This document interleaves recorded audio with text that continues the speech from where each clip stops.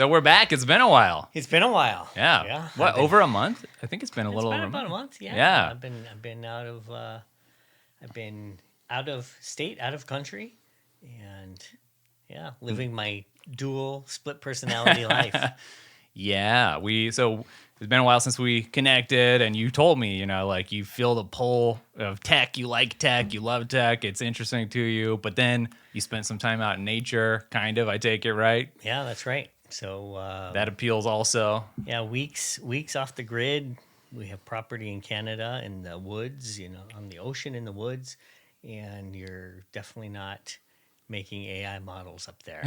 Right. I mean, So did you even bring your gear? Or I brought some. I had my laptop, and I can get, if I stand on one leg and hold it just right, I can get some internet service through my phone. Okay, I was going to ask. Hotspot. But you actually were pretty disconnected then. Not pretty disconnected. Yeah, I Yeah. mean, not as much as I've been in my life before. I've living on the boat.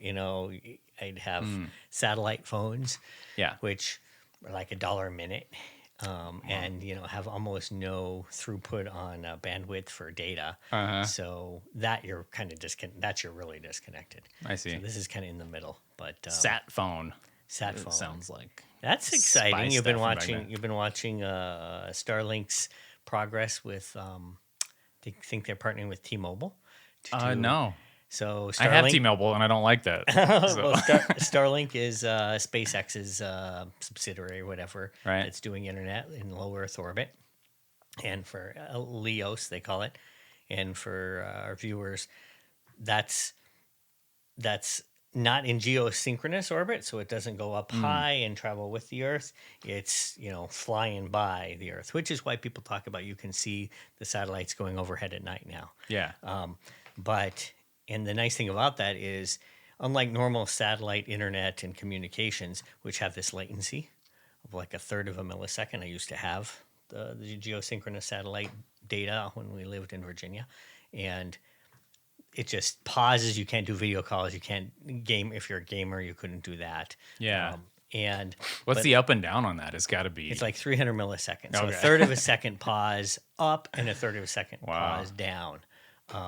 And the low Earth orbits are like, probably 20, 30 milliseconds. I'm not sure. So normal internet. Yeah. And so Starlink, and the cool thing is Musk with SpaceX, they have their reusable rockets, and they've shot up over 5,000 satellites already over their Starlink. Wow. So they just clobbered the entire space internet. They Yeah. own that market now. Right. So they couldn't do this on their own. They had to partner with a different carrier. So no, here's the deal. So the interesting thing, so that's Starlink, you have a terminal, you have this flat panel dish to get to it, but because it's close enough in low Earth orbit, they are going to be able to do 5G phone without Okay. any special phones. Yeah. So now you can be on the Continental Divide in Colorado, and you'll be able to talk. It doesn't because it's matter going to the with the satellite. towers. Yeah, You're not going to be like in the They're going to valley. be tower dependent. That's cool. Yeah, That's a big deal. It's a huge deal. People don't understand. I think they already have like 2 million subscribers, paying probably 100 to 150 a month. So Wow. they're like what is that? That's like $3 or $4 billion run rate just on Starlink. Yeah. Just a little A piece little of SpaceX. tiny. Yeah, That's cool. Yeah, it's cool for someone like me who is, again, living this life of I want to be in the wilderness, Yeah. but I want to still be my techno-optimist. Yeah. guy. Yeah. I've thought about that before. Like if you move out into the country, there was a while, I don't know what the options were. I looked it up one time for internet and they were awful until the There- Starlink was available. I spent 20 years in the woods in Virginia. You had the struggling with awful that. option. I had the awful. I had every awful option. I had a Hughes Direct TV, like Direct TV, Hughes. satellite, and that was where I learned about this third of a second, and it was terrible. And then I had like, a hotspot on my dock to try and get Sprint cell phone data, and that was like 128K. Yeah. So 0.1 meg, where we're trying to get 100 meg now or a gig now. I've been through it all, and Starlink will definitely change things for people. Yeah. That's going to be. So if it's global, right? Starlink. Yeah. So if you Well, travel, it's not there- like you have to notify, You like know, yeah. switch SIM cards stuff. Like, does it just work wherever you It'll are? just work wherever you are. But again, right now it's mostly about stationary satellite dishes. So you have equipment that you install at your house. Is what it Yeah. is. But when they get this up and working with, they're using bigger satellites to do the phone thing. Then you'll just right now, I think Starlink is mostly just northern hemisphere. I'm trying to remember. Oh, is But it? yeah, because Okay. they have to have. So their ultimate goal is to have 10 or 15,000 satellites. Oh, so like a third of the the way. whole meshing the whole world. Okay. Do you have it at your house or no? No, I No. don't. I've thought about putting it up in Canada, but Because there's a bit of an installation, right? it's not too bad. It's just an outside dish. It's more of a cost thing. It's like I can't justify for a couple weeks a year, a couple thousand a year for a couple weeks. Yeah. So I haven't put it in yet. Although they did offer the equipment. The equipment's like $800. They offered the equipment for free Oh. in Canada to do it, but it's going to be a big deal. And if you think about coverage in Africa and places like that, it's going to be gonna Yeah. be amazing. That's a game for changer. people. You're It is. bringing a whole country then, like certain countries, into a new realm, basically. Yeah, I was listening to a discussion about how Africa skipped the landline. They never had landlines in Africa. That's They interesting. went from nothing to cell phones. Yeah. And like this whole microeconomy developed on the cell phone. So like, a Rwandan fisherman could price at market his fish. I mean, it's like lifted them so quickly Yeah. to and more advanced economy or abilities. It's pretty neat. Yeah. I But- wonder how that's going to develop for them. A mutual person that we both know, we had a discussion recently and they were throwing out all these keywords like talking about AI, misinformation and there's only a certain group of people that really use these sorts of words. So as those people come on, a couple of years ago, I would have thought it's an open internet, like there are all the possibilities in the world, because you're talking about, well, it could really lift somebody out. But if that information is gated and you don't even have like the freedom to access, what's out there, like what's the net effect of that for somebody? Is it a net good, really? Yeah, it's funny because to me, that's just kind of the last few years that Yeah. this has kind of come up. To me, the internet was open and free, and Yeah. you knew that certain news organizations had a bias one way or the other, but you felt like you could get information. And now to find out governments are censoring. Yeah. I don't know if you've been watching Musk X and Australian government. Yeah. I mean, I've just Yeah. bits and pieces. Yeah. They basically they were wanting him to censor not just stuff to their country but to the whole world. Or that Yeah. they wouldn't, they wouldn't let him in the country if he didn't. That's even if he right. and he won't, because like Brazil, he went to the mat on that. I don't know. That if was crazy. I haven't seen the finish. I haven't. Right. I don't know how that ended up. We'll But he have to took take a on look. the whole government, He basically. took, there was Yeah. like one Supreme Court justice who was basically almost like a dictator guy. Yeah. And this guy asked him to basically censor his opponents and said, "We're going to cut you out of the country if you don't do this." And Yeah. Musk is like, "Screw you. Yeah. We're taking everything you just said and putting it out there." Yeah. So it'll be interesting. Because I want to be clear, I don't agree with Musk on every little thing. There's several things I don't like that he believes, for instance, but I love a lot of what he does. the and free he's, speech stuff at this time, Yeah. at this moment in history is so important. I and think. he will battle like that. He's built for battling. I think it has to do with his childhood and stuff, Yeah. but I mean, he's not scared of stuff and he has the resources. Yeah. But it's funny, different people's perception. And again, this comes back to this recent conversation. And we were kind of talking about Musk, and someone was like, well, he just wanted to buy that so he could control it. And then this person's just telling me about misinformation, disinformation. And like, I think that's so untrue. I mean, it's so frustrating that people think that way or they aren't looking. I mean, I've watched this because you always wonder. And he opened up the algorithm. Yeah. Right. That's transparent. He created community notes, so there's checks and balances on misinformation. Right. And I mean, I don't know. And he gets called out on it. Like I've seen community note on his own post. Yeah. Where people call him out. it applies to him. That's awesome. I Yeah. don't know anyone else who would do that. Right. Yeah. Yeah.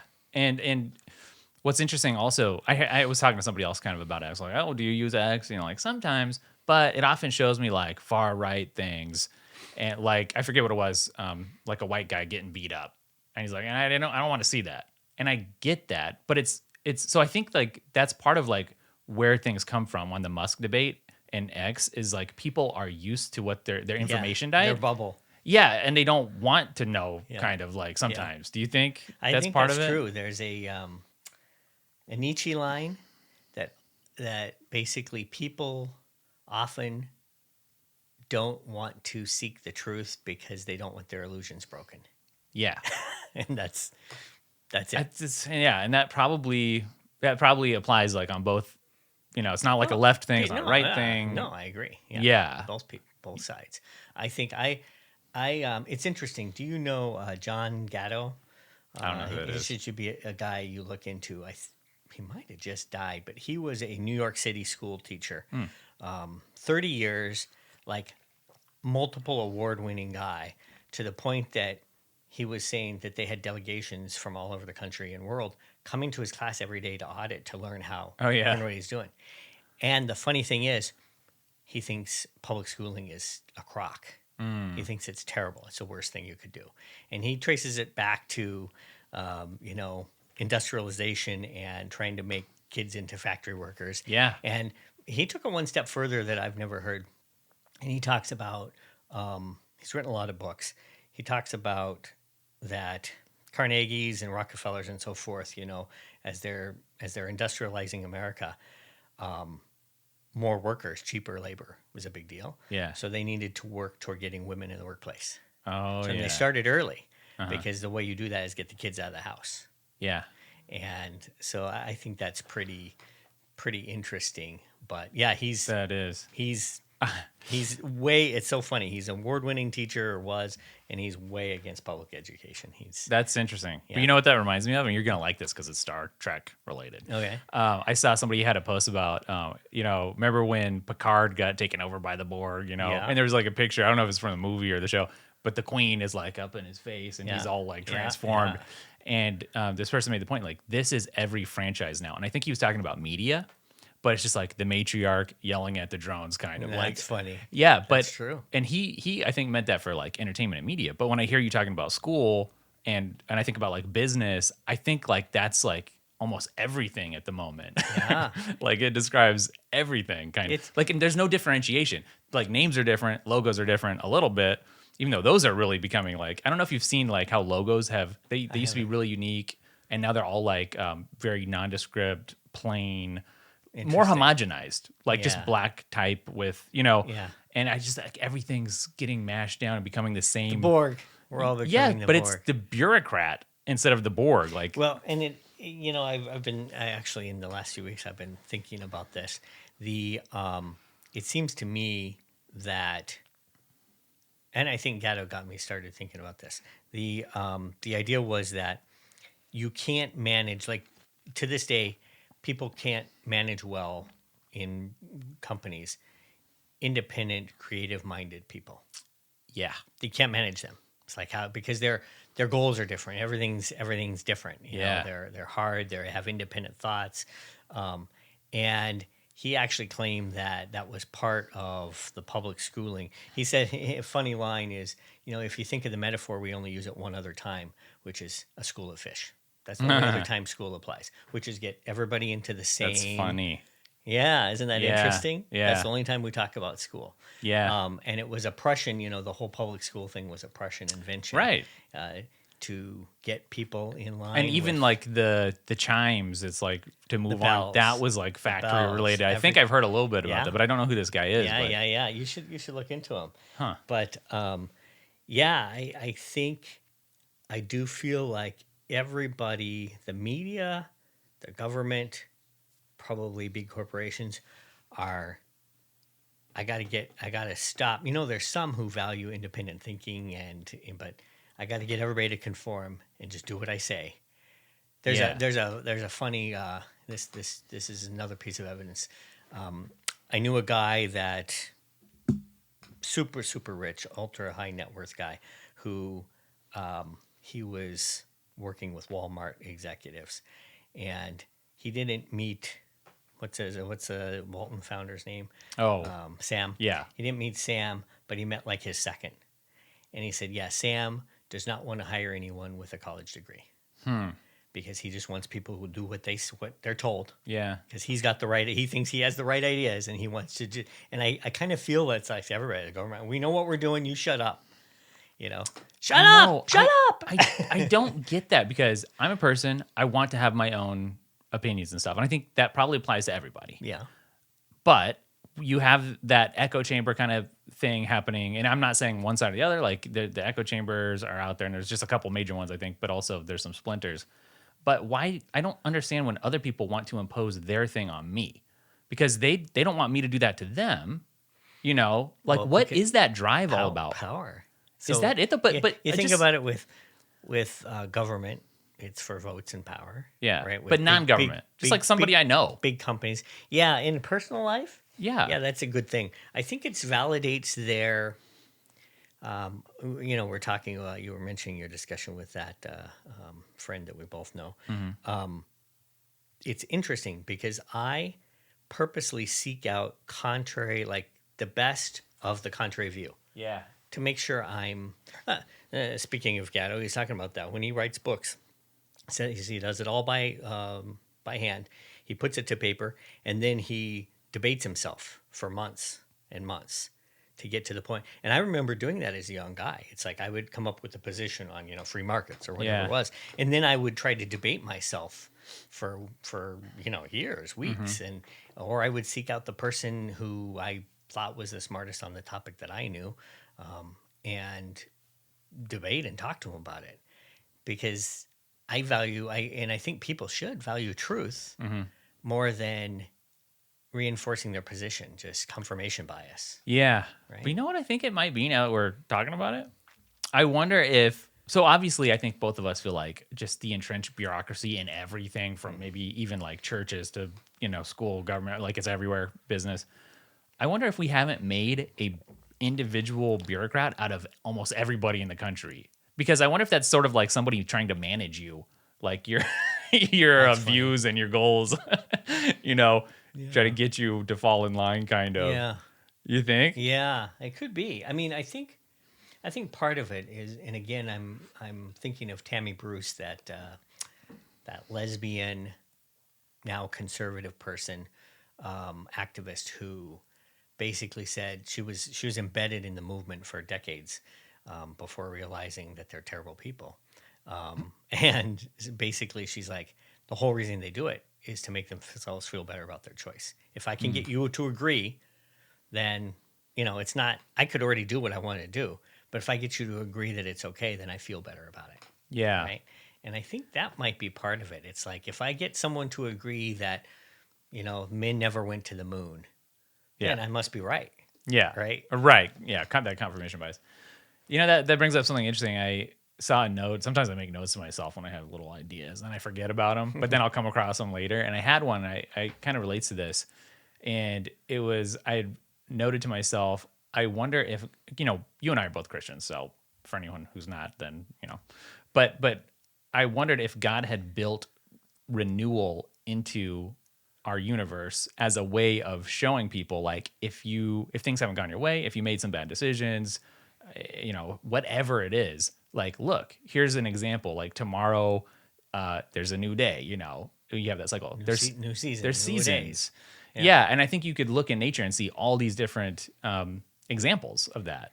And even in people's lives, it's like renewal. Like it's everywhere. It's in the Christology, right? It's a theme. Like it's everywhere. Yeah. And so I feel like that's a thing that really suppresses a lot of not just joy, but maybe success for a lot of people. Maybe is like just baking into like, well, here's where I'm at in life, and that's it. Oh, I think that's very true. You think of America, was one of the first systems where the individual is sovereign and we weren't a class-based society. And it's like Abraham Lincoln could become president. Yeah. Poor as dirt. Right. Self-educated. Not stuck in a station. Yeah. Not being told he was stuck. And I think that gives people motivation and drive that they can do. Yeah, I but think now we that's can't really even learn about Lincoln. You know, that's like that's off limits. it's just shocking how bad it is. Yeah, no, that's a good point. Yeah, but overcoming adversity, both as individuals and as people, like a country. Yeah, that's a Now, thing. instead, we've enfeebled the Yeah, people, you know, and we make them offended at a drop of a hat. There's no there's no resiliency. There's no grit. So a long time ago, I can't remember who it was, but a famous education psychologist person was talking about what makes people successful isn't, is the this Angela typical Duckworth? things. Grit, Doesn't ring the book Grit. Is that Grit. what you're Oh, talking maybe about? that was it. Yeah, Yeah, yeah, yeah. that's I it. talked about that in my productivity course. Exactly. Yeah. Grit. It's grit, right? It's this. Yeah. And boy, have we just kind of got away from grit. It Yeah. feels like to me. It's you bump your head, run to the emergency room. Yeah. Someone said a word that you don't like. Get to your safe space. It's That safety. So coming back, I'll merge that into safety. Yeah, safetyism. Safety's a big one. There's a guy who lives down the street from me, and when we moved in, we got to talking, we met, and he's a manager at a software company, and I think he's like real proud about it. But when I examine like his job, it wouldn't be a job for me. Like I couldn't do that, be like a middle manager type of person. But growing up, you heard. At least I heard a lot, like, so and so is a manager somewhere, like, and that was like a prestigious position, kind of like you made it to the management, like in that school, you got underlings, and now I have a totally different view on that, and it's not something that I don't want to say I don't respect it. I mean, I can appreciate he's providing for his family, and that works for him, like, Right. and he likes it, and But it feels like prison to you.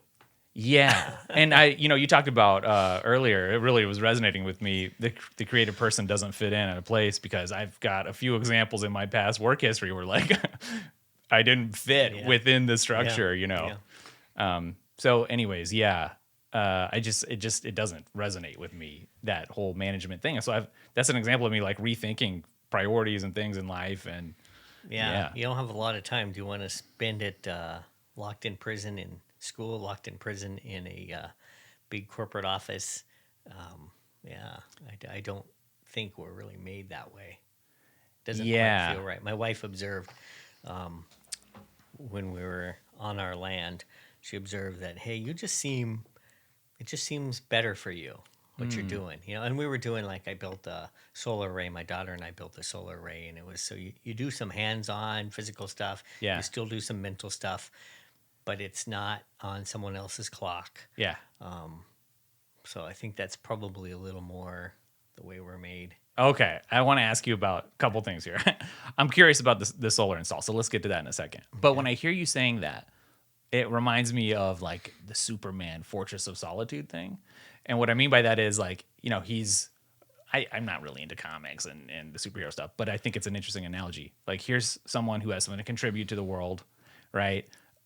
But they need that Fortress of Solitude to like get away from it all. So for you, is it like pull the ripcord someday and you're like, I just want to kind of go off. I've done my thing and or for you, is it like a Fortress of Solitude kind of thing where you get your Starlink? That's interesting. It's probably a Fortress of Solitude. I didn't think about that because I can't see myself ever.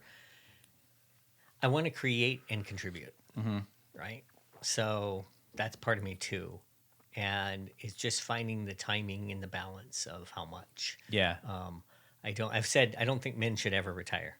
Men should just switch to doing something they like and the amount that they like. Yeah. And in fact, I was talking to a neighbor about that today who had retired, and he's like, "Yeah, I can't do it. I'm going to go be a consultant. On my time and my terms." And I think that's this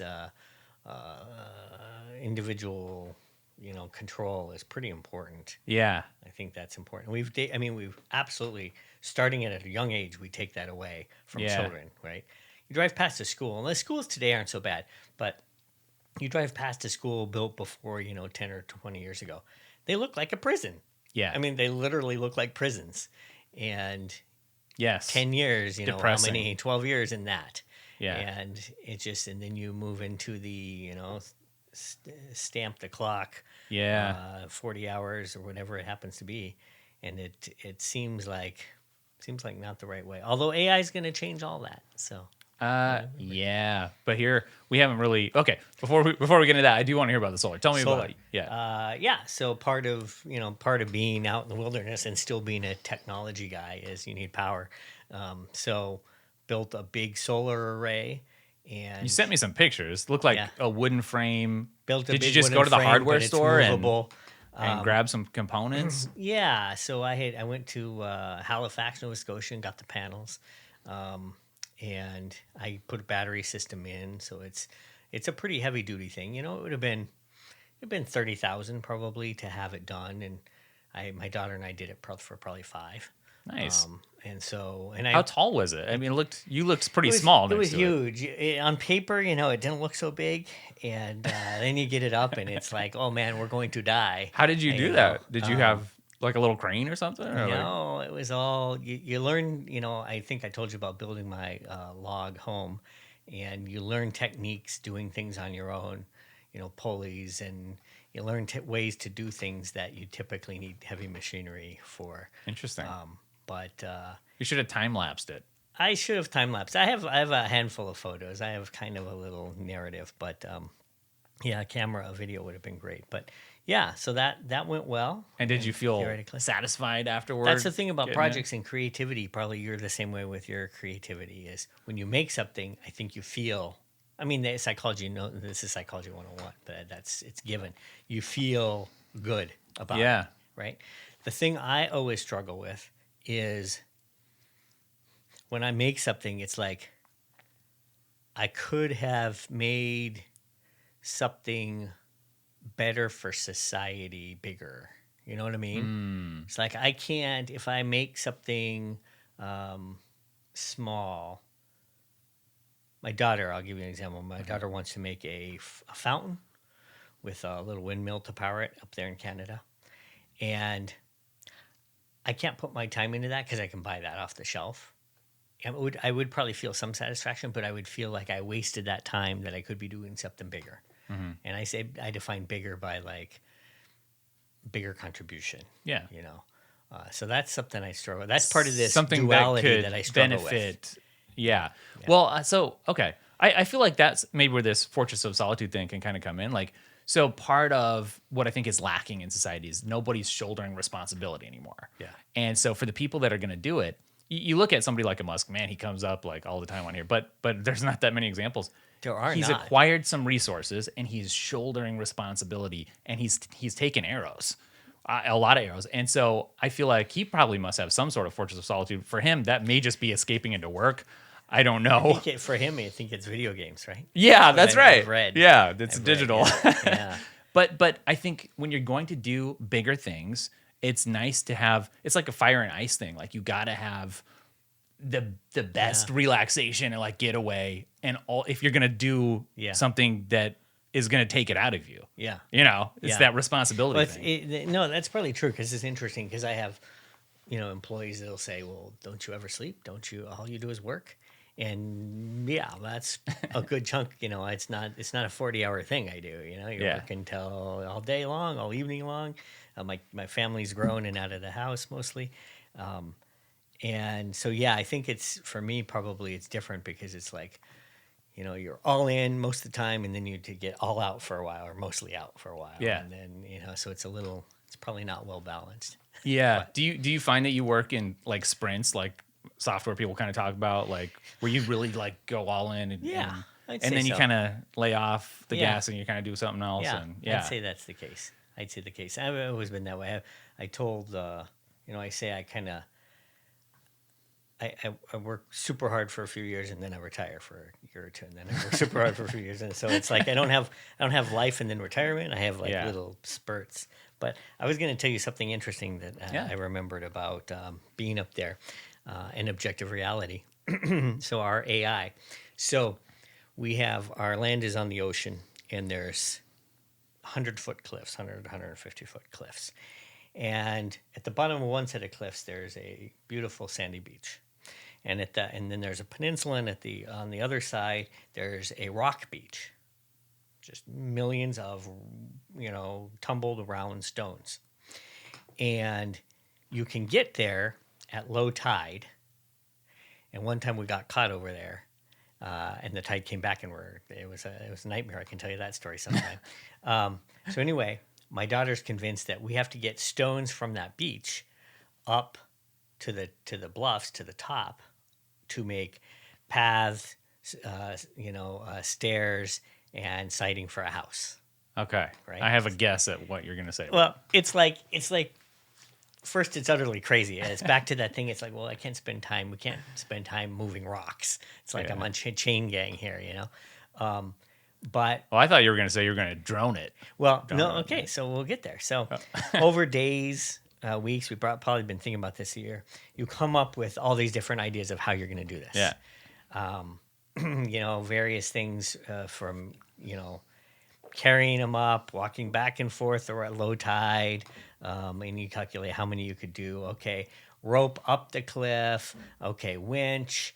And then you start getting creative. Okay, a water balloon launcher and launching them up. And Don't hit the solar panels. You get creative, and then I'm just like, okay, helium balloon, and put them in, pull it back down. You get creative, and you say, and drone was one of them. And so this is an interesting thing. So I went to our AI. I'm like, and I described the scenario. I got this scenario. And so it took, days, weeks, whatever, to come up with different ideas. I went to objective reality. I said, I got this situation. And, in 12 seconds, it came up with all the ideas that I had come up with. Huh. And like creative ones, Yeah. like a hot air balloon, and drone. And it was like, that's just pretty amazing. Now, here's the caveat. I think there's all the potential in the world with AI, but I find this interesting. Yesterday or 2 days ago, just sitting in a car for hours, I came up with the idea, and they think this is how, coincidentally, I didn't know this. So you know about the pyramids? Now they think they floated the stone. I've heard so many theories. Yeah. I don't know if I've heard that, but yeah. So that's a new thing, and I think it's becoming pretty accepted. They're finding evidence of it anyway. So the floated idea, down the river. they make a canal, so the Nile floods.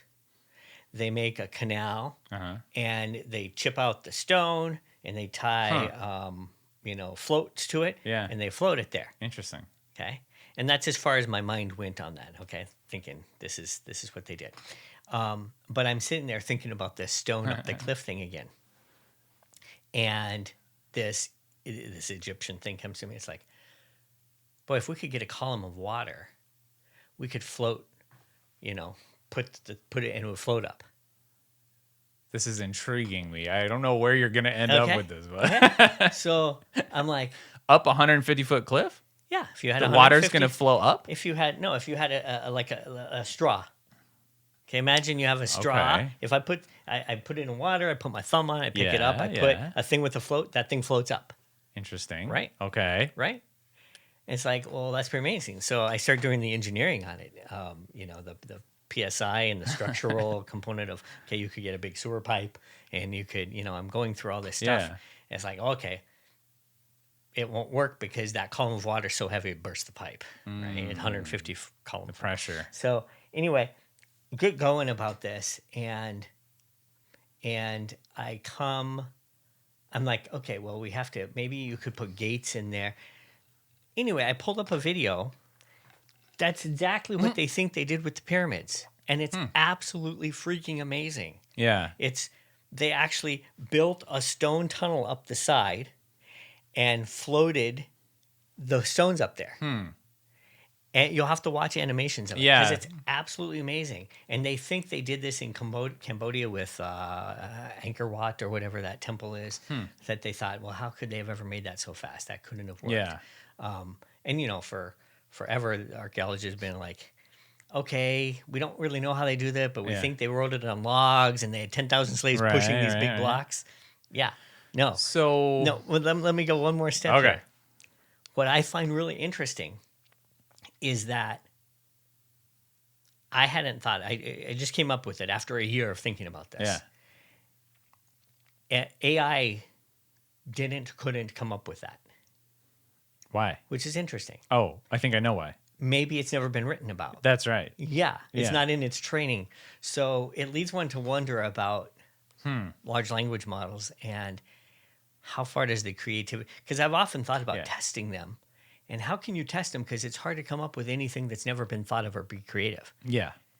And I think I just did accidentally that has not been mentioned in its training or to a Yeah. degree that it incorporated it. That's interesting. And so it couldn't come up with that. And As a human, I came up with it. As humans, we lost that knowledge for thousands of years. Yeah. So I think that it just spurned a really interesting thing. That is interesting because, that is interesting. And I wish I could have seen you build that. Only you would come up with that. No, I didn't build it. I know. I wish I could see. Mentally constructed, but yeah. But that's like, we've talked about limits a lot. And like, it's kind of like when you get your PhD, you like in that field, the whole value is going past where everybody else has gone. And so that's almost like a way to validate, whether it's a new business idea or I don't know, like we're a PhD sort of project or something. It's like, see what's there. And the LLM can really help you do that, flesh that out. And then now you found the boundary, the border, a limit to it. It doesn't help you go past though, because so have we had that discussion? I can't remember through all our episodes. Like, do we think that machines can be creative? They can mimic really I good. had thought so. Because you brought up the painting the definition of creativity, right? Yeah. I guess creativity, well, creating something new versus creating something. That's a distinction. Creating something, novel versus like it can paint a painting based on all the paintings that it's studied, and it can be different. So if I asked it, you should see the new stability. Stable diffusion, the image generation. Is that actually decent? Because sometimes they're getting crazy now. They're getting to video. Stable diffusion? Yeah, they're coming like out Sora level. Diffusion, Sora level, better than Really? Sora level. Oh yeah, for free. Yeah, I think local. I think it's coming. Yeah, so version 3, I think they just announced this week. Really?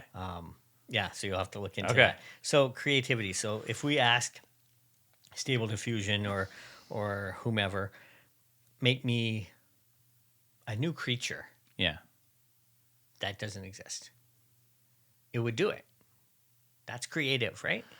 But it's taking from components. Like it's going to reference that word creature. But aren't we also taking from components? Yeah, but how did you arrive at this thing that had no written history? Because I've had my training.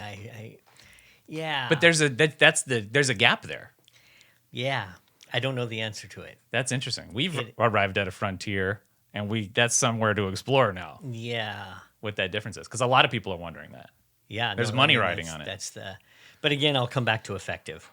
Effectively, it doesn't matter, or most of it doesn't matter because it's going to be smarter. I still contend it's probably smarter than the average human now. Yeah. And so you brought up the pyramids. A couple things on that. I saw somebody talking about the pyramid problem. Have you ever heard that phrased like that? No. And they were kind of exploring, like, is democracy really the greatest thing? And what he brought up was the pyramid problem. Like, there's some things that take someone in charge and take so long that it's like a multi-generational project. Yeah. Whether that's actually only governments the pyramids can do it, basically. Yeah, or it's like, or maybe SpaceX and Elon Musk. Yeah, right, for cheaper and like a third of the time. But like, what's your take on that? Like, so his view, by the way, that he was pushing was sometimes an aristocracy is better. People who are trained like from the beginning to and that's unfair because like that's the whole thing. Like people want their democracy, but democracy also has its limits. A straight up democracy, not a republic. So let's talk about that. So.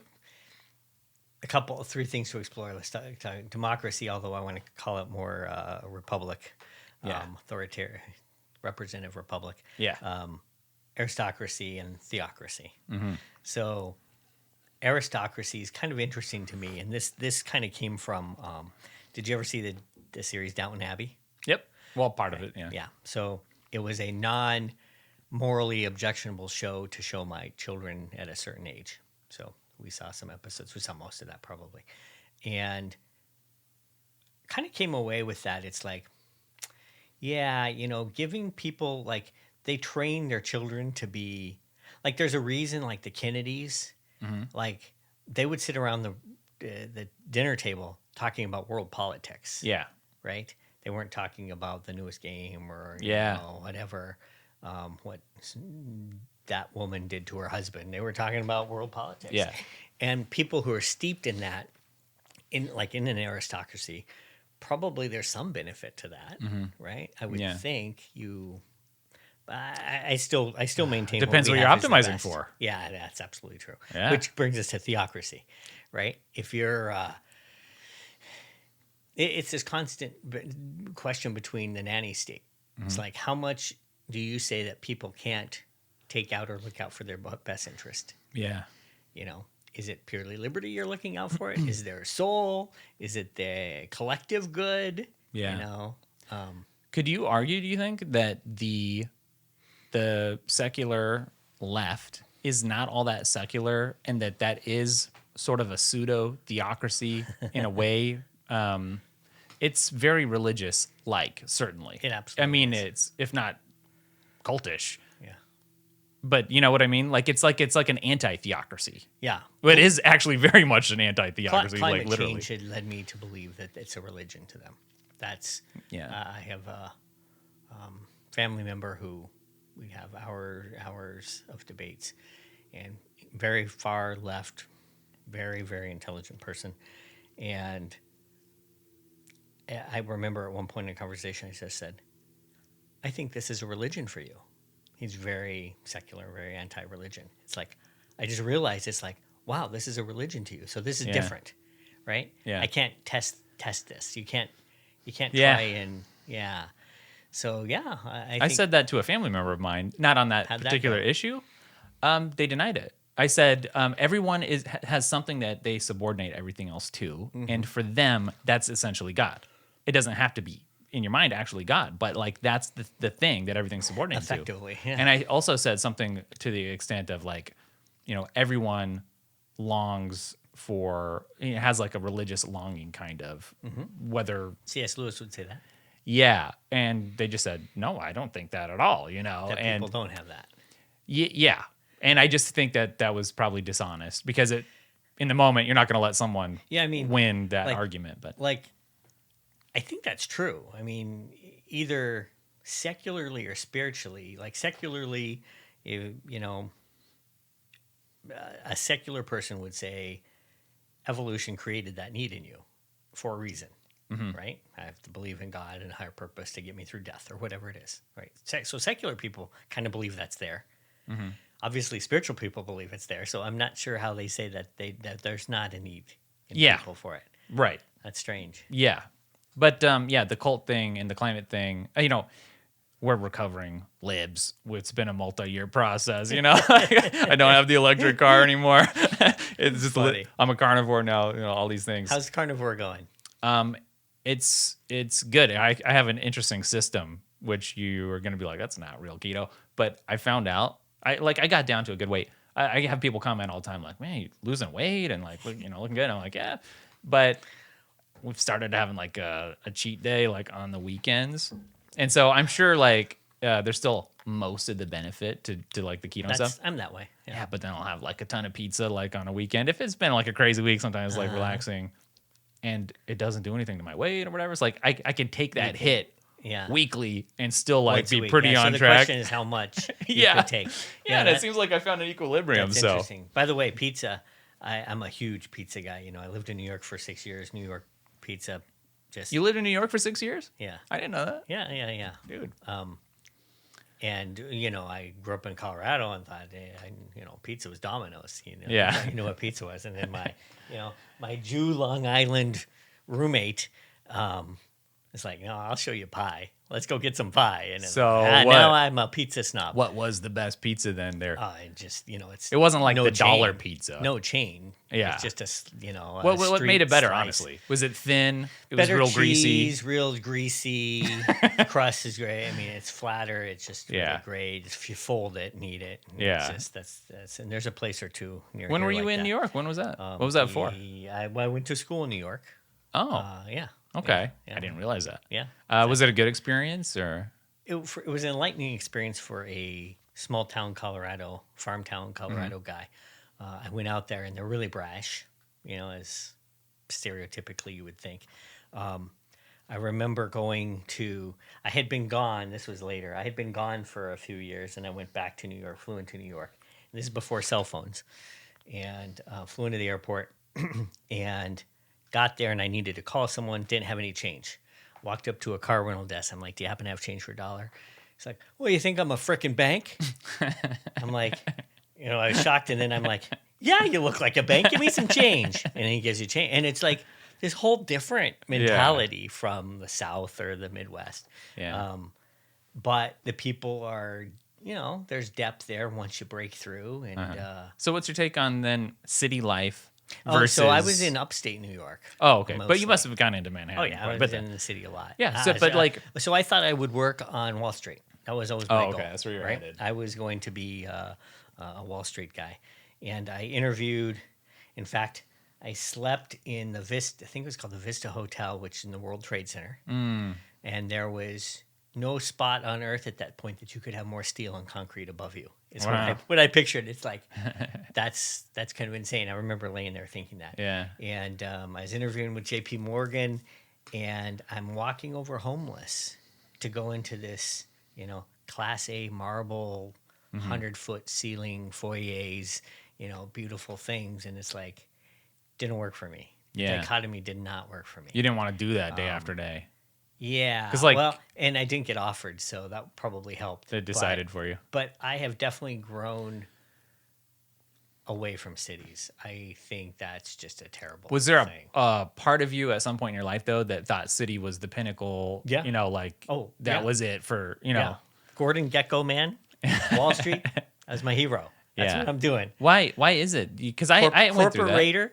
I was going to be a corporate raider. But specifically the city life, I know that really appeals to people. But then, if you spend any time there, I don't there's know. a lot of drawbacks. It definitely appeals to some people. I have a friend whose sister lives in the Bronx and puts her daughter, starting at age like 6, gets on the subway to go to school. It's like, yeah, that just doesn't feel good. Yeah. I So don't know. I don't think we're made to be so packed in and no nature. And yeah. Well, conversely, did it feel lonely at all being so isolated, on your land, like without a lot of people nearby? Like, because that's sort of like, did that feel refreshing, or did it feel a little isolating? It was probably short enough to not feel lonely. Probably if it was full time, it would feel lonely. Yeah. I think everybody has a different social quota, right? Yeah. I'm sure there's a lot of lonely people in New York City also. Yeah. You never talk to anyone. I could see that also. Yeah. I mean, I think we're also learning, we're not learning how to become a society of real friends and things, I think. Yeah. You see that, I mean, if you take it to like dating and marriage, you see that. Like it's completely collapsing. Yeah. It's like guys can't ask girls out. It's completely disintegrating. Yeah. And the birth rate's The disintegrating. population bomb. Yeah. Yeah. Yeah. And it's crazy. I saw some articles. Did you see this? Maybe you were gone. Talking about the right held the far right had a thing on you should have more kids, and they were like they were trying to frame it as like Some this horrendous bad thing. for the environment, or I don't know what it was, and it's like that makes you far right now just to want to have kids, like Yeah. that's how ridiculous. Be a rebel, get married and have children. Yeah, because to them it is an existential threat. There's a guy, I forget who he is, and I'm sure you've run into him, and he wants humanity to go extinct. He's some older guy, and like that's his goal, and he's like very upfront about it. Really? Because he values the planet. It's not Chomsky, is it? Not Chomsky. I don't know who he is. Not super recognizable name, but yeah. Yeah. Well, that I grew up with that. The Malthusians, Yeah. Basically, the world's gonna be overpopulated, and we have to stop having kids, and we have to, Yeah. And China, it's funny because that era is probably the only thing that's going to save us from China, right? Yeah. They have the worst demographic curve of anybody. And they tried to correct it. I guess maybe Japan's worse, but Yeah. no. Japan But is they can't- having to they import a can't bunch pay- of people. They can't pay people to have babies. They're paying people to have babies now in China. Is that right? So they had the policy, the one-child policy. Yeah. And now they're trying to pay people to have more Yeah. kids. I don't wish for not anyone's gonna misery, but I do like to hear when things don't go right in China, because it seems like you're hearing about China's eating our lunch like on all these different fronts. I know they got the real estate issues. I know with the population. Yeah. I hope it comes to a head soon. But Yeah. sometimes, man, it seems like I was having this conversation with my wife. It seems like I hate to even say this, but like, is America like the good guys on the world stage right now? Like sometimes I feel like our own government is sometimes worse than like China or something, you know? Yeah. Where the things that the current administration is doing and importing and exporting, and it's just like that's not it. I wouldn't be associated with it if I could. Did you see the bill that passed the House yesterday? Most. Anti-Semitism? Uh-huh. Is that the one? I did. Uh-huh. Yeah. I mean, Now, did I it mean- pass? I thought it was a resolution. Did it pass? I think it passed the House. Maybe. Okay. I'm probably not versed enough on it. It was a quick read. What's your analysis on it? Well, it's ridiculous. I mean, that's the most unconstitutional First Amendment violation there is. That So you can't call out anyone as being, you can't support Israel basically. Is that it? Because I saw some of the language highlighted in there was that you couldn't say that the Jewish people were associated with killing Jesus in any way, shape, or form. Oh, is that part of it? And so it would effectively, if that language made it in there, would criminalize sections of the Bible basically, or make it. That's funny. I didn't see that. Yeah, and it had like other things too, but I mean, it'll never, if it gets through the Senate, it'll never hold up to the Supreme Court. But the fact that would even be put up is just so telling of how we don't value the fundamental important things, freedom of speech. yes, it's a way of saying shut up, and it's not just about a certain thing, but it's like criticism. You can't criticize, and that is not a government that you want to deal with. I don't care like what your policy. You have to be able to say things. And for some reason I think maybe just you get so far away from it that you think everything's okay, and you forget the importance of the foundation, right? Yeah. And it's like, well, we don't need to worry about that. Yeah. It's like, well, no, you do. Right. Just like that, it'll be gone. So Canada, do you pay attention to the Canadian politics a little bit since you got some stuff? Yeah.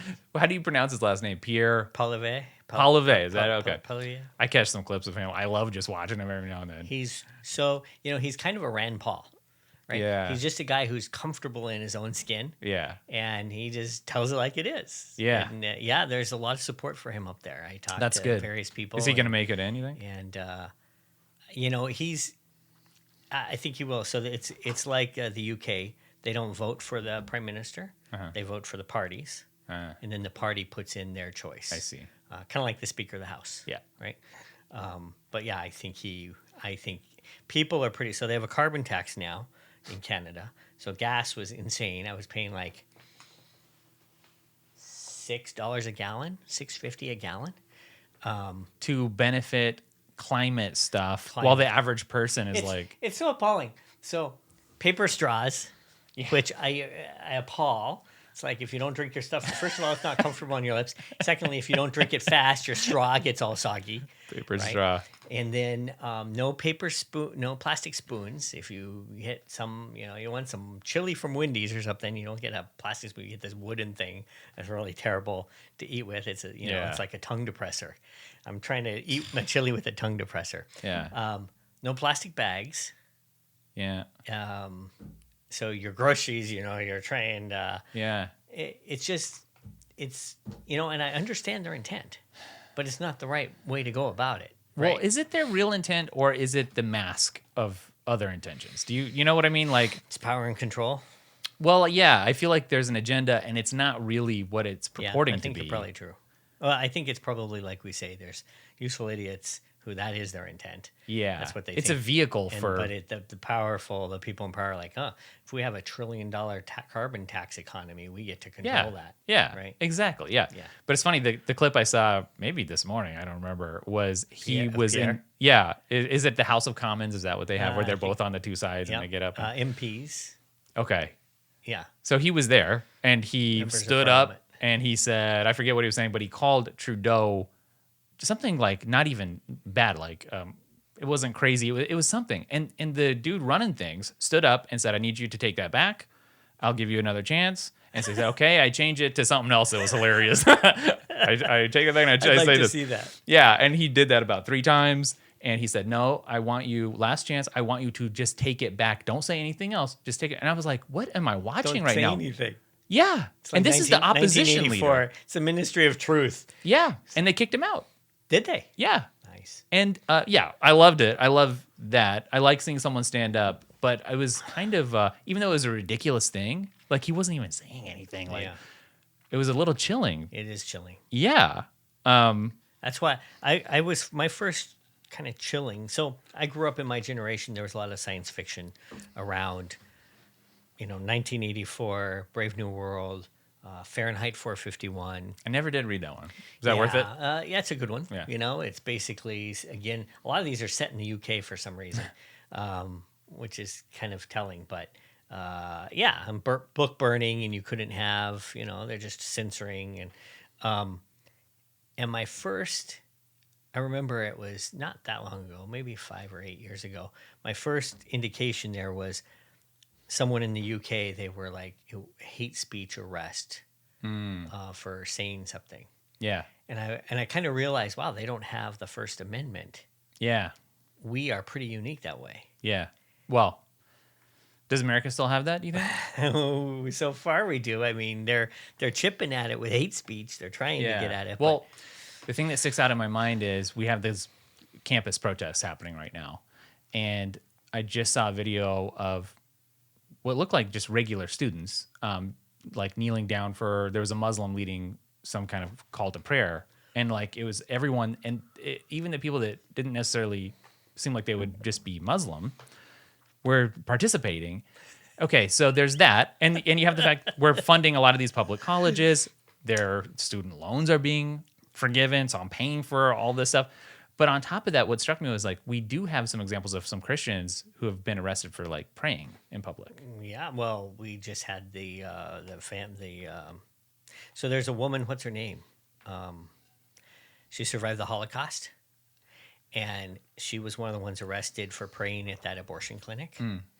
And she faces like 11 years prison. She's like 80. And it's like, wow, because she violated, they call it the FACE Act, which is you can't make it uncomfortable for anybody to go in and get an abortion. Yeah.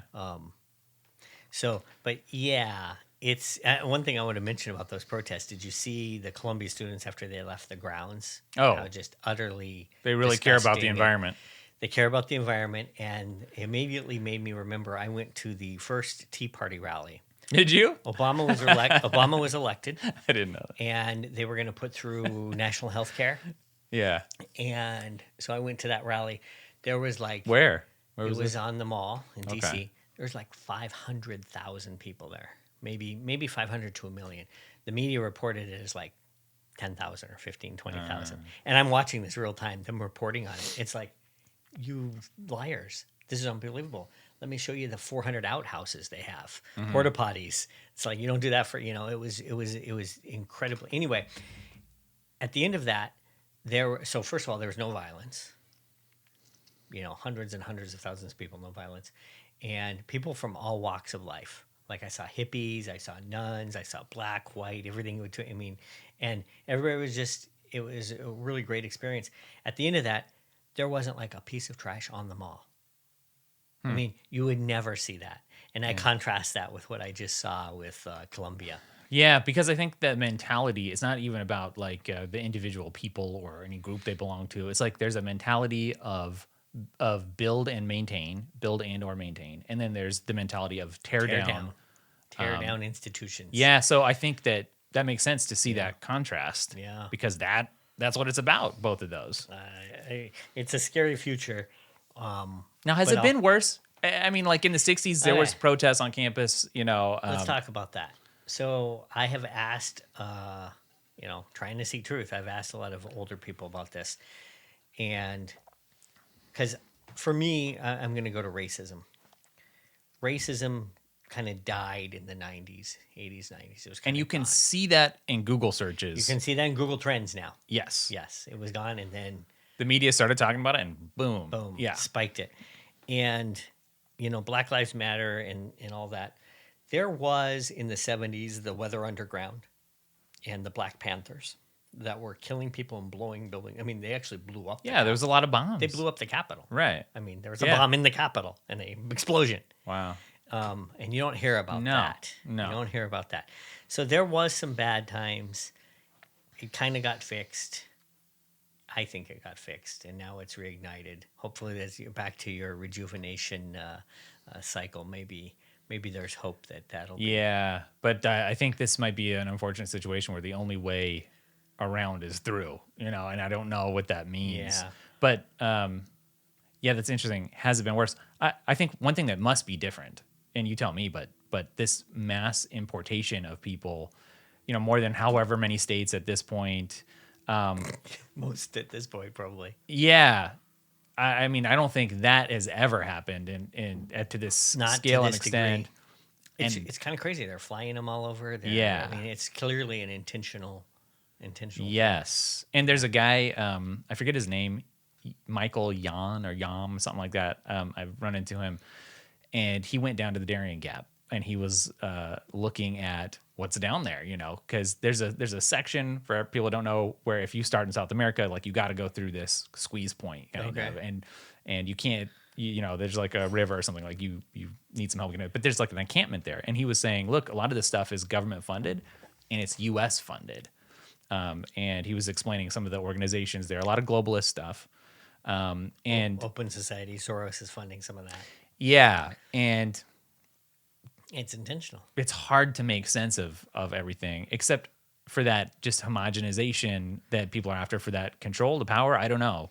Yeah, I mean, I think you have to go with the simplest answer. It's like control and power, Yeah. and they convince people below them that it's for this is what a loving person would do. You'd Yeah. accept these people who are having hard times, and it's like they don't think through, see the forest through the trees. Same thing with the Ukraine war and stuff. You hear about, I don't care if somebody likes Trump or doesn't, but when you hear about the government wanting to Trump-proof military stuff and move certain assets into NATO so that he can't touch it, even if he got elected.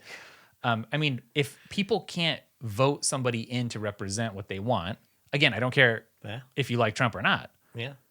That's It's messed up. Our Like, whole system is based on the ability to fire the guy in charge. well, And get that's a new one. that's the pressure release He valve, has no power. right? Don't you think that's the Yeah. pressure? Because an election, you would have violence if you didn't have politics. Politics is violence by another realm, and these elections here in America, they're designed to be that pressure release system. And if you have stuff where people are feeling like it's over, I don't know what's going to My happen. vote doesn't count, or they've stripped the power Yeah. away, or they're persecuting. They're trying to jail their Yeah, opponents. because I don't know who it was. Maybe you've run into this. I don't know if it's Solzhenitsyn or somebody, but there's a quote about there's nothing scarier than the fury of a person who feels like they have no other options. And what they were talking about is Sure. the second you take action on something, there's a lot of things probably a lot of people would like to do something about, but they know their life ends. The life as they know it is over Yeah. if they take a certain action. And whatever that might be, there's going to be repercussions. But when somebody gets to that point because you force them like a cornered bear, and it's like, okay, well, got to take care of the family or whatever, and I know that that's it. Like, there's everything's Right. on the table. You know what I mean? Like, Right. My family's starving. I'm gonna yeah, do some things. yes. Yeah. Politics, it needs to be a vehicle to serve the people, not to crush them. No, they don't care. I think a good faction of the government does not care. They just want their career, their paycheck, their Yeah, votes. the whole thing could have been solved by term limits. Don't you think? Term limits would have definitely helped. Yeah, absolutely. You can't get that permanency, that entrenchment. Yeah, well, and I boil it back, because then you're like, okay, if we could stop lobbying and stop, it just goes all the way back to, like, Google is going to spend a lot of money to get laws made that benefit them. Mm-hmm.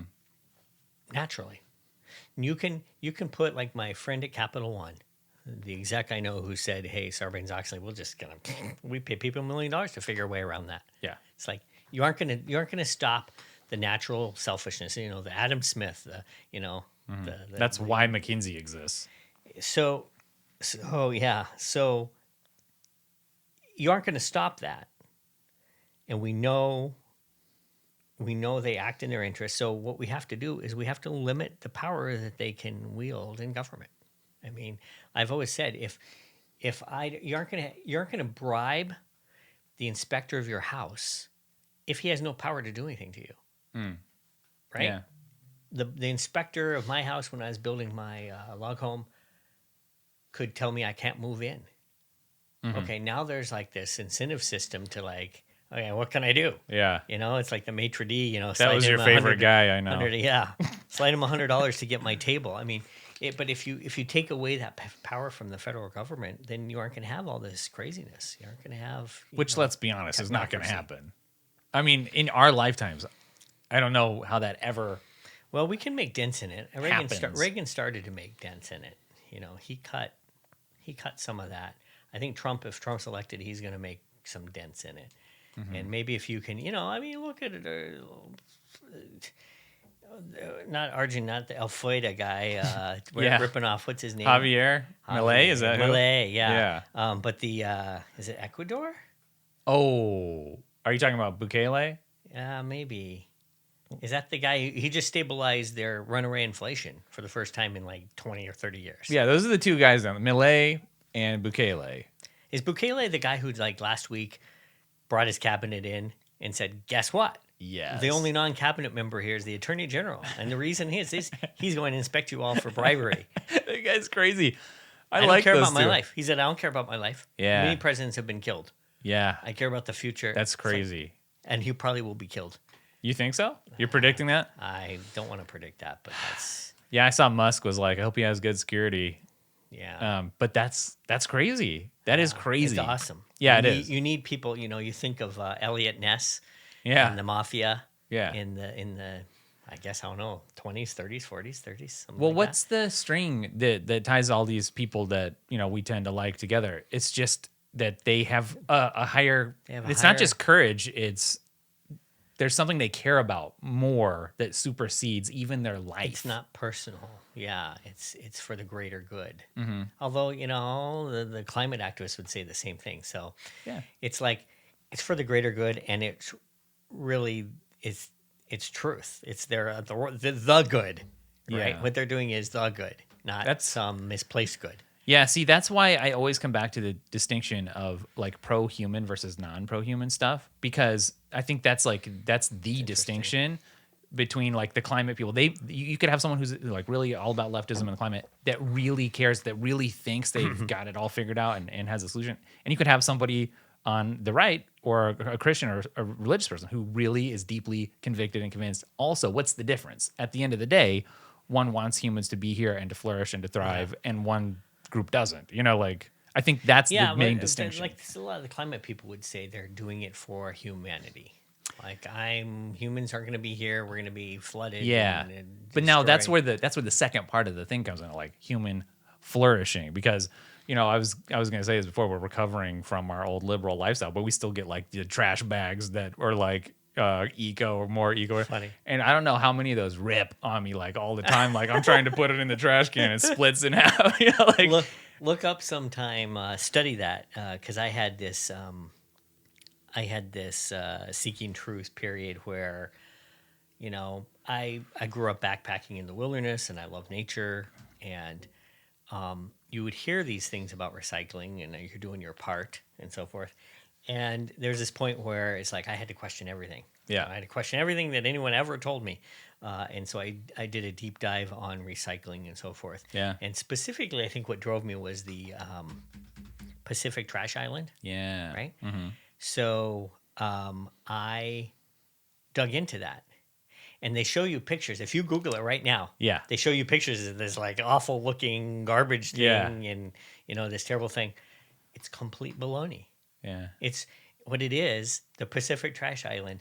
It's like there's decayed particles, they call them microplastics or something, that are less than a millimeter. They're like 1/10 of a millimeter, like you couldn't see them. They're like dust floating around. It's not like trash bags that are going over dolphins' faces and they're dying. The 6-pack around the turtle's neck. And the reason I started to research this is living on a sailboat. So I would hear growing up, don't use a styrofoam cup. You know, that'll take 10,000 years to decay. Yeah. So I lived on a sailboat that sat in the frickin' sun all day, every day.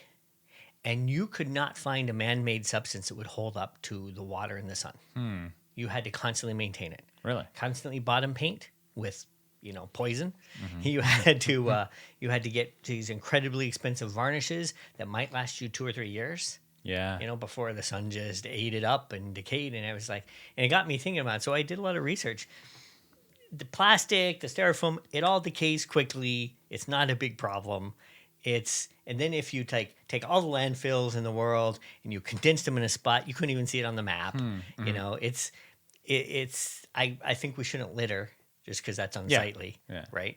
But I don't buy into much of it anymore. I don't personally recycle. Yeah. You just made a ton of people angry. A lot of people are angry at me right now. It turns out the energy expenditure for recycling is only productive in like aluminum, maybe glass. Yeah. But they feed you this thing, and it's just costing you more. It's actually worse for the environment. Yeah. Than what we're getting out of it. And I know that. I think we're just doing some things out of habit still like that. Oh yeah. But I get that. I think what's interesting is what I notice is that these things are never better. Everyone knows it. Like it doesn't matter what the organic product or whatever the thing is. And I'm not saying like organic's bad because maybe pesticide, but like the eco product. Let's call it the eco product. Like they're never better. They never work better. So it is not. Is it good for humans or is it not good for humans? Like what flourishes more? Like, Yeah. And a lot of it is like it's phrased like you have to put up this. You should put up with it because it's good for everybody else. Yeah, and like Well, I tell you, the plastic bags for me at the grocery stores in Canada drive me insane. I think Colorado might be that way now. You have to pay for plastic bags. It drove me insane that it's like, okay, I have to remember to take some bags with me, or I'm dealing with all these loose it's insane. Yeah. I find that insane. Yeah. And I calculated the weight of plastic straws with my extra thinking time in my, what do you call it? Fortress of Solitude. It's like I added up all the straws used in the United States or in Canada. I don't remember which one I was looking at. Just if you ever wonder, they're 0.42 grams of plastic in a plastic straw, and you can calculate all that out, and it's just people making themselves feel better. Yeah. And it's not really helping the world, and it's not helping, it kind of drives me crazy because there's so much energy misplaced that could be doing some good things. That's an interesting thought. Misplaced energy recapture. Mental, physical energy. And then, like you said, then they hold us all hostage to do it too. Yeah. Yeah, and sometimes it's hard to go against the flow. Like it's so baked in. So I recently got rid of the electric vehicle, and it kind of like I know you got the Cybertruck reservation, which is kind of funny because everything you just talked about, it kind of doesn't go with the whole reason like Musk started in the first place. Even though I know you love electric, it's not why he started it, but I've always said it's like solar. So I've been a big solar guy from when I started messing with solar. I'm at maybe early teens. And it's like, probably, I should do the math, probably $3,000 a watt for solar. And it's an amazing technology. It wasn't cost effective, but you can be amazing and not cost effective. I'm not going to force people to do things that are not cost effective. Yeah. And I knew, and I watched over my lifetime, those prices dropped. And I said, when it's below $1 a watt, it's going to take off. And that came and went a few years ago. I paid 40 cents a watt. And it's going to keep. This is a big thing, by the way, something you should think about. Yeah. It is probably, there's a couple things people are missing. They're missing this AI and robotics is going to hit everybody like a freight train. The second thing is deflationary energy. That is huge, huge, huge. Only atomic or even? All energy. So the price of energy. So energy is a component or the major component to everything. Right. Okay, you think of an Uber driver. He's $15, $20 an hour. His gas is like probably $8 an hour. Yeah. Right? Greenhouse growing, farms, making a mug, making this. Even money is kind of like proxy for energy, probably. Yeah. Yeah. So what's going to happen is energy costs are going towards zero for the first time in like humanity. Even without nuclear, why? What's driving that? Well, solar, for one. Okay.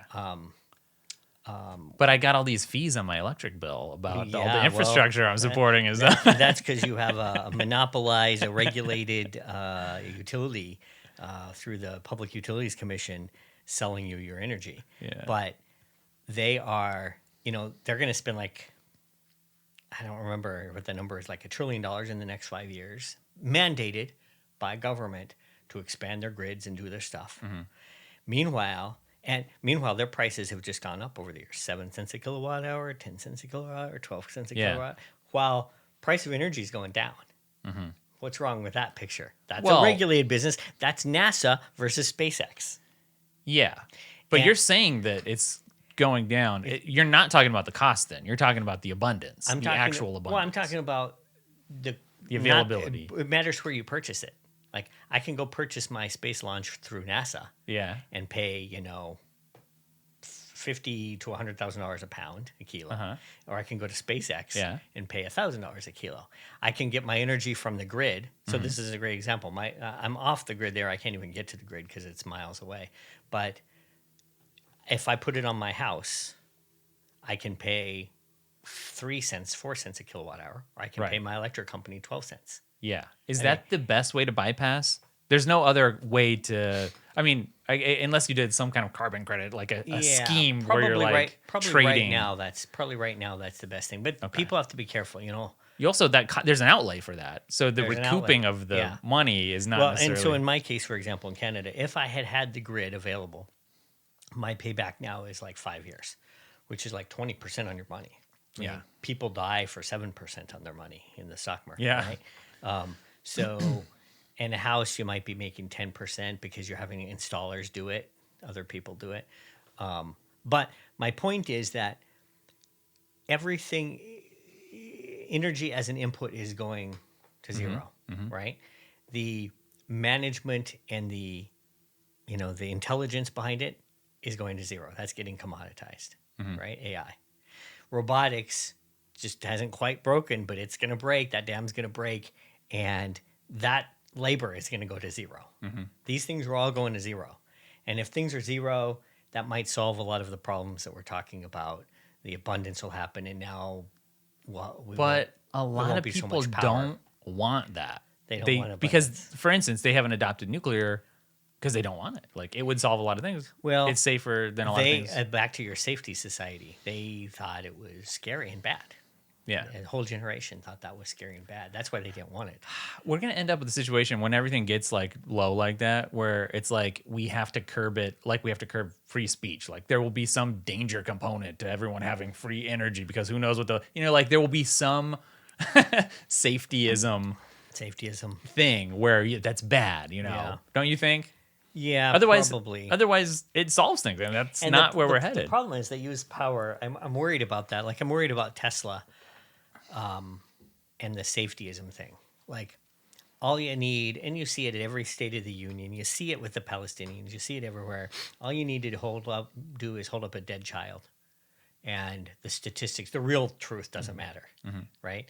And it could be that, for example, Tesla's full self-driving will be 5 or 10 times safer than human. But they'll show, it ran over this kid. Well, yeah, but 25 people ran over kids last week, But the media, the government for control and power, everybody will slow us down. I mean, think of I've ridden buses and subways. I'm sure you have. And think about people in the lower class who live in cities, can't afford a car, depend on public transit. Public transit sucks. I mean, there's not very many of the good ones. I've been on most of them. Yeah. I haven't been in like Tokyo. That might be nice. Supposedly Russia, St. Petersburg looks nice. But think about robo-taxis, whether it's Tesla or whoever does it, Waymo or Cruise. Think about if it's a fifth of the cost. So now instead of, a $3 bus fare, for $1, I can get in this nice, clean car and not worry about someone stabbing me. I mean, that's going to be such a great thing. But the government is going to try to justify their existence and slow it down and stop it. And I hate that. Yeah.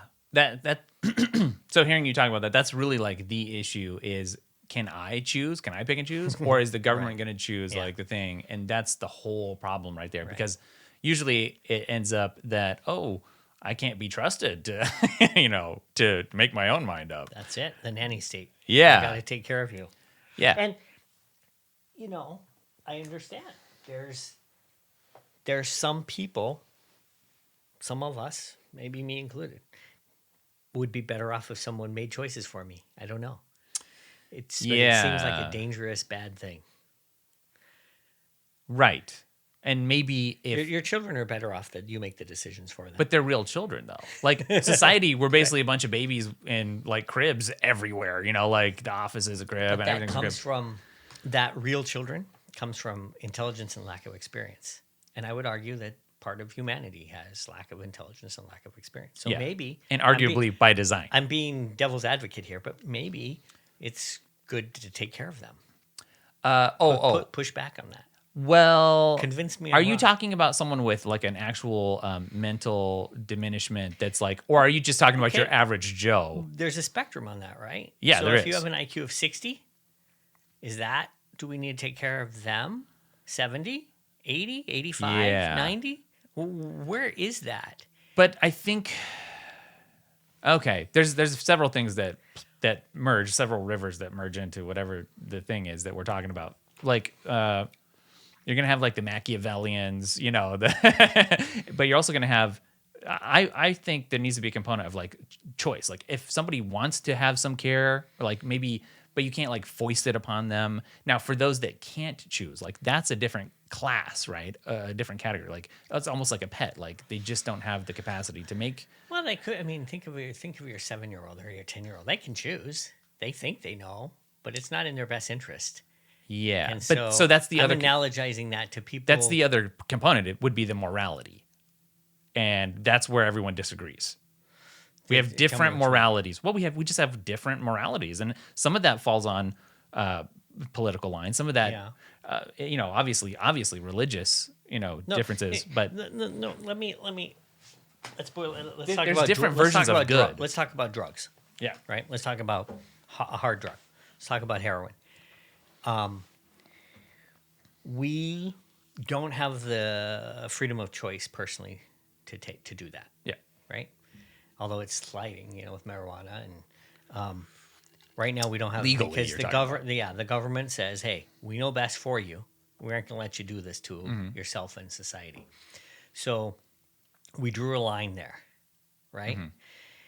The libertarian in me, the former libertarian, would argue, "Yeah, no, they shouldn't draw that line for me. Mm-hmm. I should be able to choose." Yeah. Your take.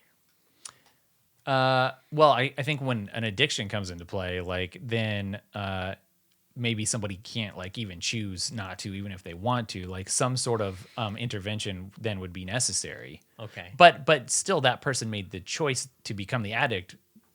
Probably. I'm saying, right? Should there be a law that says you can't? Oh, should there be a law? Yeah.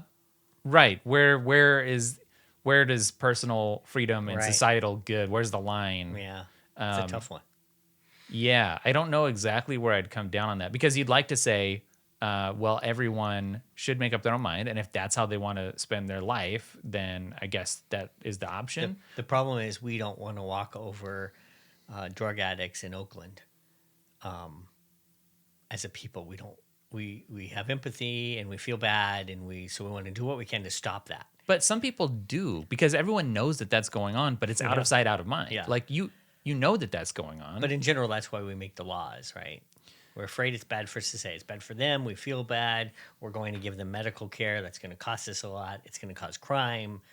So we have this nanny state that says, hey, you can't have this drug. Yeah. Well, how did people deal with this in Greek and Roman times, for instance? That'd be something interesting to put into OR yeah. and figure out. Because I do feel like a lot of our problem today is that we've forgotten history and like we think we that don't need there's nothing. We don't need to reinvent there. It. Yeah, exactly. Let's take a look. We'll ask objective reality. Were there laws against drug usage in Greece, ancient Greece? And it says in ancient Greece, there were no laws specifically targeted. However, certain substances like opium were used for medicinal purposes and were regulated within the context of medicine. The concept of recreational drug did not exist in ancient Greek society. Yeah, I don't know. I just use that as a proxy. I don't really care that much about. Yeah. I mean, it's an important topic, but it's more of a question of where does that nanny state? How much power should government have, right? Yeah. I mean, the forefathers didn't think they had opium in the 1700s, Yeah. and they did not find that important enough to put in the Constitution, Right. right? Leads me to believe maybe, yeah, let's take that out. Yeah. Yes. But now it's here, and we've talked about how laws, they stick around forever. No one sunsets them. So I mean, we're becoming more and more rigid. As if Safety, America was in the name of safety, if America was a person, like we're basically having rigor mortis set in, and it's like, yeah, and that's a good analogy actually. and in our techno Philosofuture mentality, I hate that because I think it slows us down toward. I'm the optimist in me says it's a lot of goods coming out of this, and let's don't delay it. But I guess any silver lining for something is like whenever something is not going good like that, I guess there's always an opportunity. You know, for somebody is going to view that as like an opportunity. I see a lot of guys, the Gundo crowd, they're all about every day. It's like, we're going to win. Good morning, you know? And like, they're optimistic about space travel and, you know, all the hardware that they're building. And it's like, sometimes I'm like, do they know like what's going on in the news and the world? And, but maybe they're just blindly optimistic. Maybe they're like, I don't care, whatever's going on. Like So here's my hope and take, because I'm that way too. I'm very optimistic about, like, I literally think in 10 years, everybody will have a robot for $100, $200 a month. That does a lot of your work for you. Subscription based hardware as a service. Are we going to have some hardware to offer? I hope so. I hope so. And my hope is that we move toward this land of abundance, and I hope that the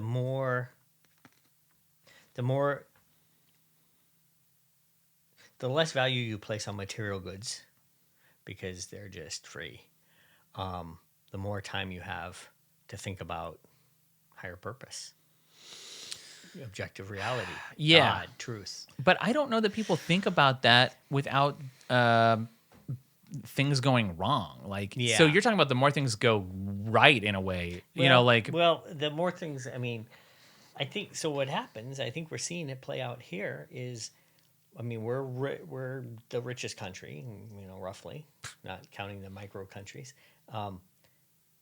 And that creates, you know, obese people. Yeah. It creates drug addicts. It's like these things are cheap and free, and I can eat as much as I want, and I can do this. So I think there's a lot of that. But on the other hand, I think it does create a lot of people who question, like we're doing. Mm-hmm. It's like, geez, look at us. What are we doing wrong? We're all gluttons. That seems bad, you know, and starts questioning things. You don't think so? I feel like I feel like so. There's some people, but also there's the crowd that's like, you're a fat phobe, you know? Yeah. And because they want to feel good about their decisions. I mean, yeah. So I don't know. I think the tendency for almost everybody, it doesn't matter if you want to be fit or if you want to say you're a fat phobe, is like everyone's getting really nihilistic, I think. Okay, let's explore that. Do you think they are, or do we now have like more books written on, you know, Rick Warren, Purpose Driven Life, books like that? I mean, I don't think it's a lot. But who of that reads anymore? Like, you know, like. Well, I mean, okay, take podcasts, and I think we have more access to that than, like, I think in the 1700s nobody was even really looking at that. Yeah. You had the Bible, you had your preacher sermons. Maybe there was a few great books in antiquity that were written, but I'm pretty busy just surviving. That's right. But the information is there. There's unquestionably, like, there's useful, good, but you have to have the desire and the drive. Yeah. So, I think there's no appetite. And what you're saying is that drive and desire is created through hardship. Well, yeah, or observation of hardship. maybe because you're talking about gluttony, and there's more than one type of that, and some of that I feel like is people are very satiated with their cheap diet of TikTok, and other various forms of content, and But people are unplugging from it. well, tell me about that. I don't know. I haven't seen the unplugging. Well, again, so I mean, I know this is happening. I know various famous people who were like refused to touch it, right? Oh, Or- yeah. or who did have it and are like, well, that was just too addicting. I know. I'm going to stop. But if they're like rich, don't they usually have like somebody else doing it for them? Oh, they'll do it to get like followers. they're not on it. They'll do followers, yeah, but they won't consume it. They won't Yeah. take the drug. It's a drug to Right. them. Yeah. And they won't take it. And yeah, I mean, I'm guessing what's going to happen is you'll just always have a small portion of the population who is seeking the truth, and this will help find the truth, and a good chunk, maybe the majority, maybe the vast majority, who are just consumed into, Oprah Cheeto eating, couch potato.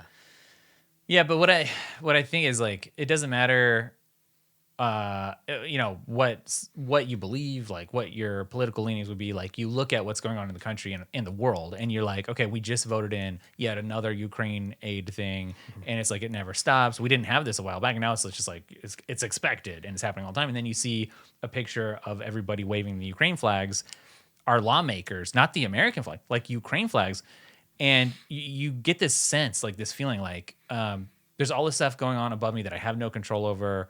And it's like, then Well, back what? to your voting, and if you don't feel like you can change that, which you don't in Congress, Yeah. with 30-year terms, Yeah. 30 years they've been in there. Well, you and I, we've run into some politicians lately, and I don't know where you were going with that, but partly I got a sense, while there might be some good to be done in some of these offices, also like they're in it for them. And 100%, 98%, and that's really frustrating because you always hear that. It's like a stereotype, but then like, you experience it. yeah. And that's also frustrating, Yeah. And at least in the business world, when we were talking about a free and open internet, it was like, well, you could go out and maybe try to build something meaningful and put something out that benefited people and stuff. And now even as, all this talk about censorship and disinformation, and you got these rules like, where it's getting like dangerous to be a Christian even in America, which it's been that way in other parts of the world for a long time. But, all the avenues of like meaning are sort of getting shut off for a lot of people, Yeah, but again, come back to Peterson, and however many people were there. I don't remember what number we put on it. I think it was probably a few thousand, a couple thousand. Yeah. Something He like filled that. up the arena. That, that's pretty interesting, right? Yeah. It's not a huge city, Yeah. and that many people are interested in the truth that he's speaking, Yeah. right? To me, that's a pretty optimistic sign. And maybe don't confuse optimism of, we aren't going to get 100% of people on the train, Yeah. but there's a lot of people, The- and a yeah, lot of but lot of reason to hope. The problem is anybody that you would look at, like Peterson, like a Musk, whoever else, like these are people of means, of resources, and they've been under attack, weathering attack, and maybe some of it will be the critical blow at some point to somebody. I don't know, but it's not your average person that's showing up to hear that is probably not equipped to take on those certain things. So it's like it's Yeah. good for that group But of they can take on a limited role, right? So you go to a Peterson speech, you learn some things. Now you can talk to someone in your inner circle, not your boss.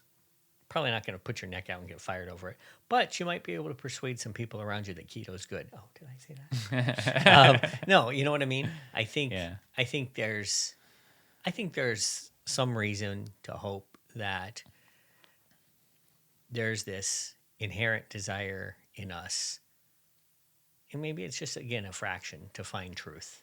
Yeah. Of course, you don't want to be the utopian as a Christian either, and take on the view of like we can solve everything. Because as a Christian, you're like Right. you have a wider picture that you would believe in, for things.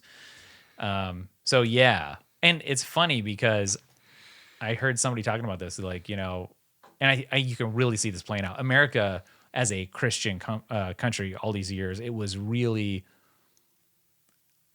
a low commitment Christianity for most people. Right. And there was no danger involved with saying I was a Right, Christian. right. And therefore there was nothing online. So it was a cheap religion. Yeah. And it's sort of like flipped because it's really, Versus when Christianity started. yeah, yes. The And cheap religion now gonna is be to be killed. the vegan, eco, Yeah. like that's, Nobody's gonna scream at you. that's right. That's right. Say you're vegan.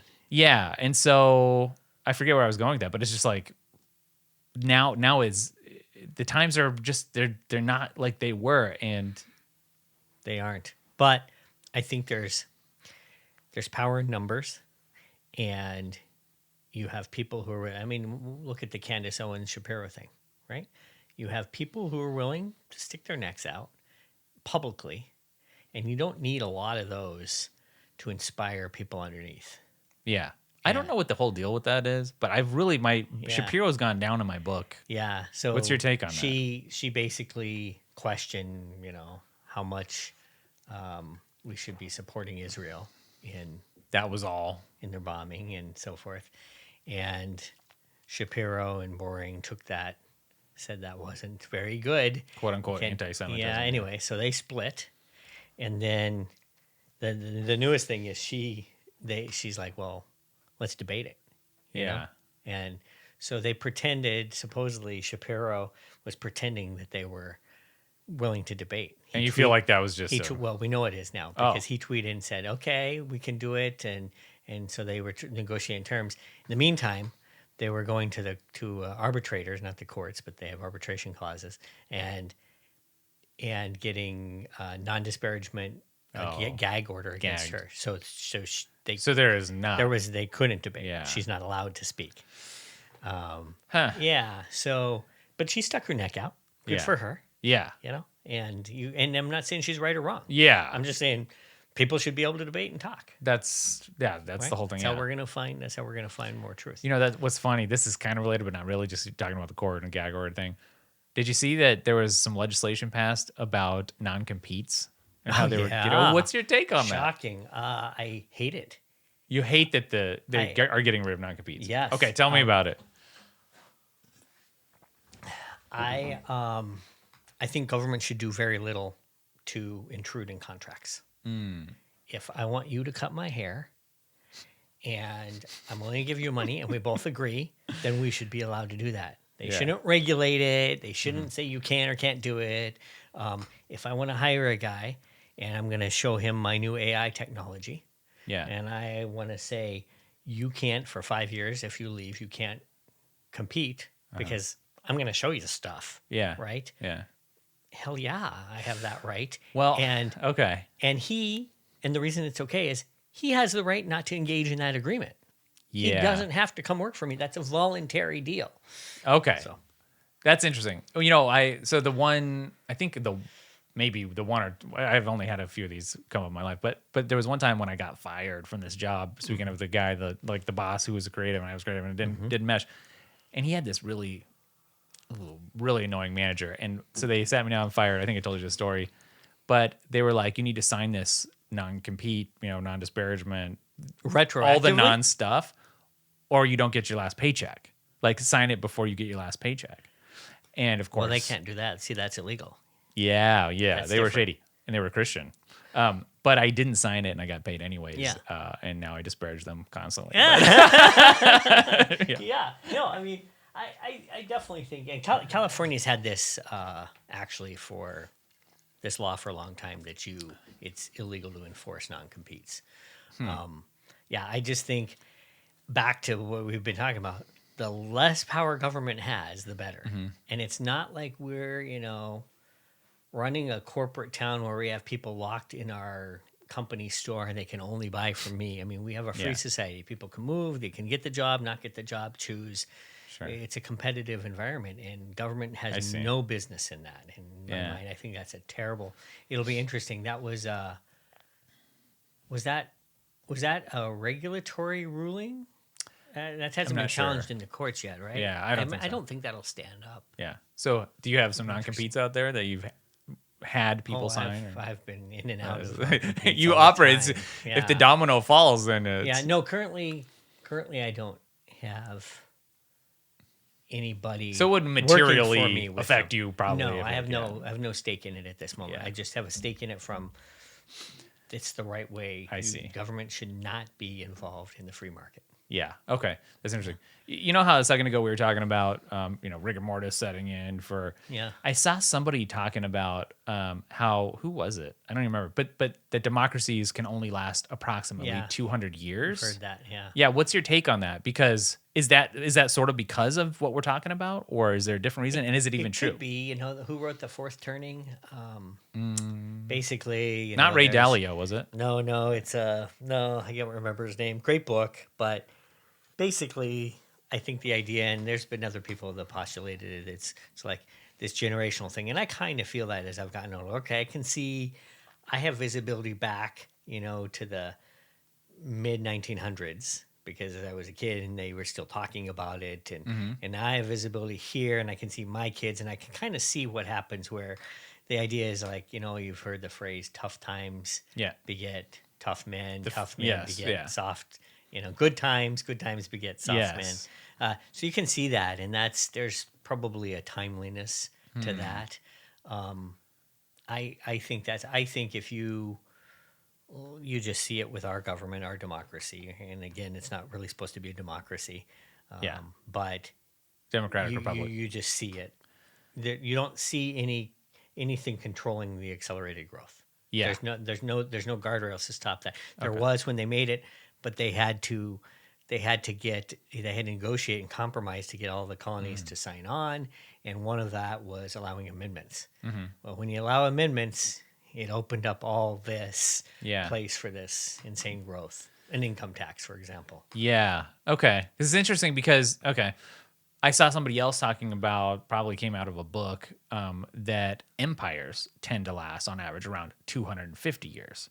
And then I'm mapping democracy 200, empire 250. I do see, you're talking about a book called The Fourth Turning, but I've seen Ray Dalio's really saying America's time's coming up. And you see all these factors that seem to, how much of that, I'm just trying to suss out, like, what's the substance in there? Is there something really to that, or is it just kind of propaganda? I mean, I kind of feel it.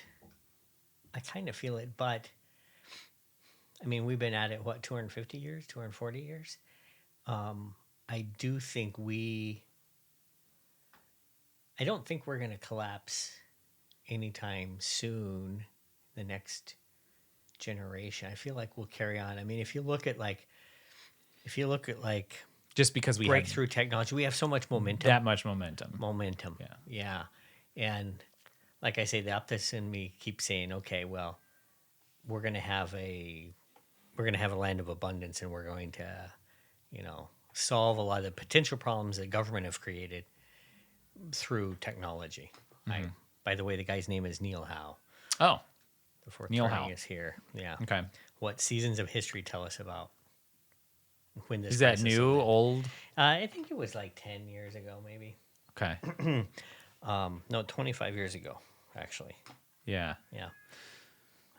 I hear a cat. Yeah. Yeah, I mean, we just have to kind of go ahead. We talk about those Oprah watching Cheeto eating people, and it's either I think the right way to help them is not through government, it's through private charity and private action. Yeah. Because if a charity doesn't do a good job, they end up failing. Or Government does not. You know that Pareto principle, the 80-20 thing? Is it like we just need that 20% to carry the other 80%? And like, Could be.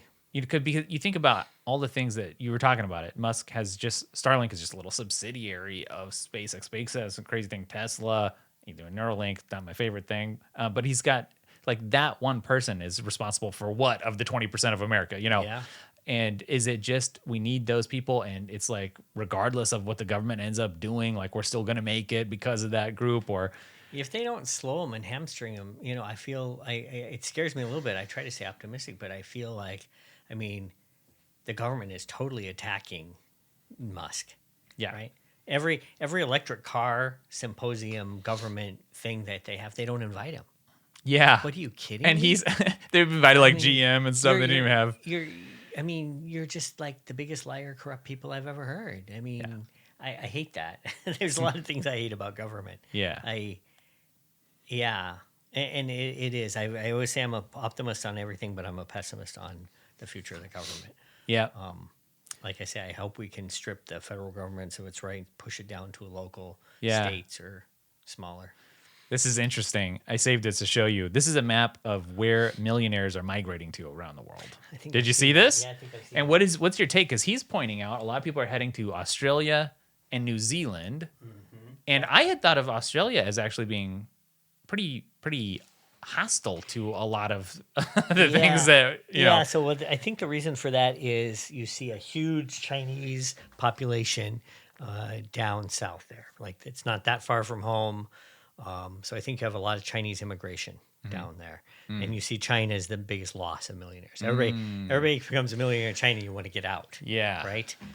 So is that when I hear that, I almost wonder if China is like dispersing people Yeah. for influence. They say they do that. No, Yeah, I actually, know. I've read they do that. Yeah,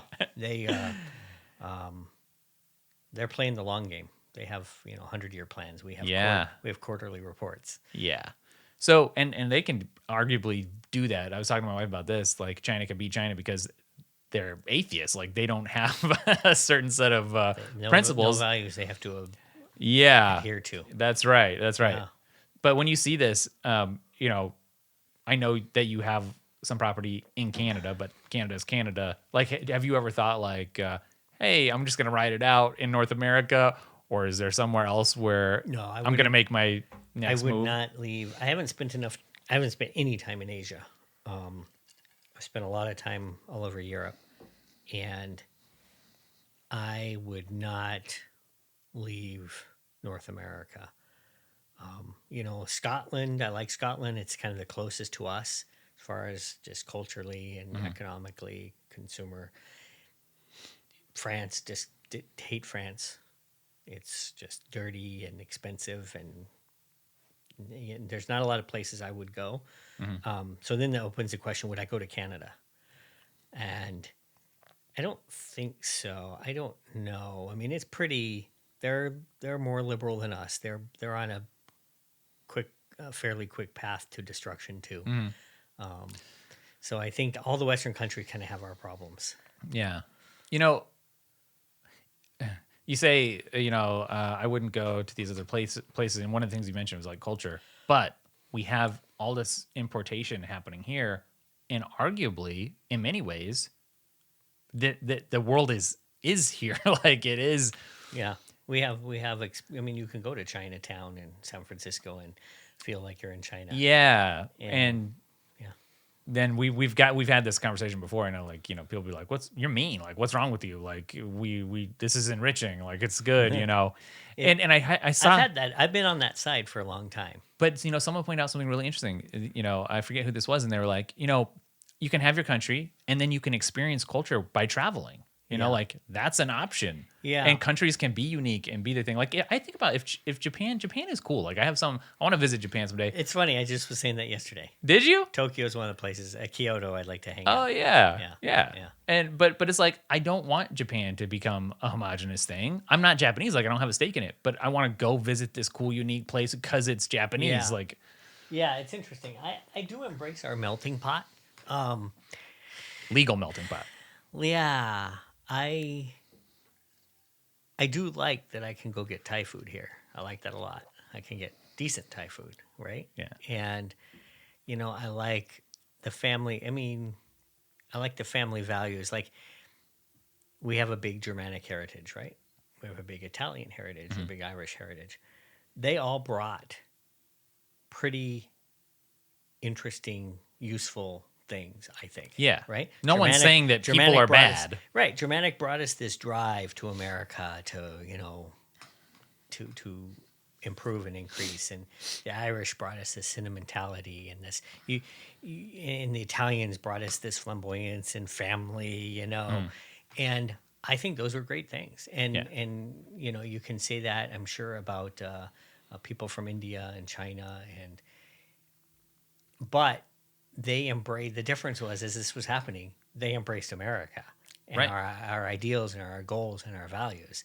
I don't think that's happening today. Yeah. That's the difference. In fact, you could make And- the argument that we're, as Americans, being forced to embrace. Theirs, right? Yeah. Yeah. And I will say that as we did that, we limited it. And Yeah. supposedly we limited it today, although No. we aren't. I mean, the test to become an American citizen is more than you and I could pass. Yeah. It's interesting, right? Yeah. So the legal method, we limit the number, we make it hard. They have to, speak English. You have to take this test. Right. And now it's like, just let them come illegally. It doesn't matter if they uphold our values. The more the merrier. We're going to get more votes. So the melting pot, I think, is getting a bad rep because of the way we're doing it now. Yeah. I mean, obviously, I don't think back in 1840s, when the Chinese were coming in to work on the railroads and stuff, that we should have let 400 million Chinese in and turned this into China. Yeah. I don't think that would be right. I do think there's some enrichment when it's limited and funneled in the positive direction. Yeah. Yeah. Because just on an individual level, I'm me because I'm not you. Like, Yeah. that's part of it. Difference. Like, and it Viva works on la a country difference. thing. We just Yeah. argued we don't want to be school of fish. Yeah. Yeah. Right. And it's just annoying when somebody else is making the decisions on behalf of you and you just don't have that choice. Conform or be cast out. Yeah, but arguably the culture is disappearing from the inside too a little bit. I saw something from New York Post, I think, and they were talking about how showers really are more performative. It's not really something that you need to do. Oh, I saw that. Yeah. I saw that. And That's it's funny. like, I didn't read that. okay, like we take showers because we want to have people like get together. It's not good if people stink. Yeah. Oh, and you see that in a lot of other countries. Yeah. Yeah. And it's noticeable. And maybe it wouldn't be noticeable if I lived there. But I don't know. I read a long time ago, I read something that's talking about how you'll see Victorian age pictures, and women are typically holding bouquets of flowers.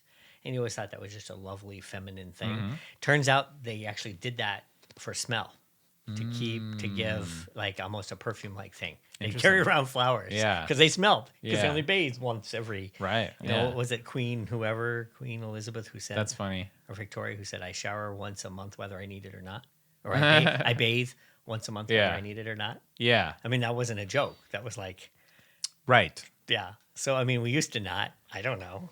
Yes. But Yeah. then you're back to like shared societal norms and expectations. Yeah. And that's really that article. I think that's another example of tearing down what Our current was. structure. And I feel like it's just change for change's sake oftentimes. It's not Yeah. because it's ever better. That's another, it's like the trash bag. That's not better to bathe less. Like that's Yeah. the same thing. Yeah. It's never better. The journalists are I think partially at the root of our destruction. These people writing these stories. Yeah, and so with something like X coming online, then you see the dam of information breaking a little bit there. So our mutual friend, I was talking to him, and he was bringing up, Elon just bought that for power, for control. And I said, don't you want people to have the option to get information from wherever Yeah. they would think? Like, basically, it was my way of asking, what makes you the arbiter and needing Right. to decide? Right. Like, why shouldn't people have the choice of where to get their information? And that just, it was quiet, but because you don't want to say the quiet part out loud. Right. I don't get it. I mean, I kind of get it. It seems wrong. Will we overcome it? Don't know. No, because of the rigor mortis. This is another thing. I think you may have seen this, but this is the proliferation of environmental laws and regulations Oh my goodness. since the 70s. Yeah. So you can see the 70s hit, Oh my and it goodness. just rockets up. I'd like you to send that to me. That is just, Yeah. That's also the income tax curve looks like that. Does it? To government Around the same spending. time? Yeah. Oh, interesting. Is there a correlation between regulation and Bigger government, government more income? taxation. Yeah, that's surprising, isn't it? Unbelievable. Yeah. So that's I a wish I had lot. this through 2020. Yeah. Yeah, it's only getting worse. Because it's the same thing. laws. They never go away. So Yeah, what happened in send the that to me. 70s? I wasn't around, but why? Well, the EPA came into pretty strong force at that point. I don't know. I think we just, again, I think this also correlates to we got richer as a society, and now you can afford to, assuage your guilt by putting a law into, Yeah. know, Why? yeah. Why?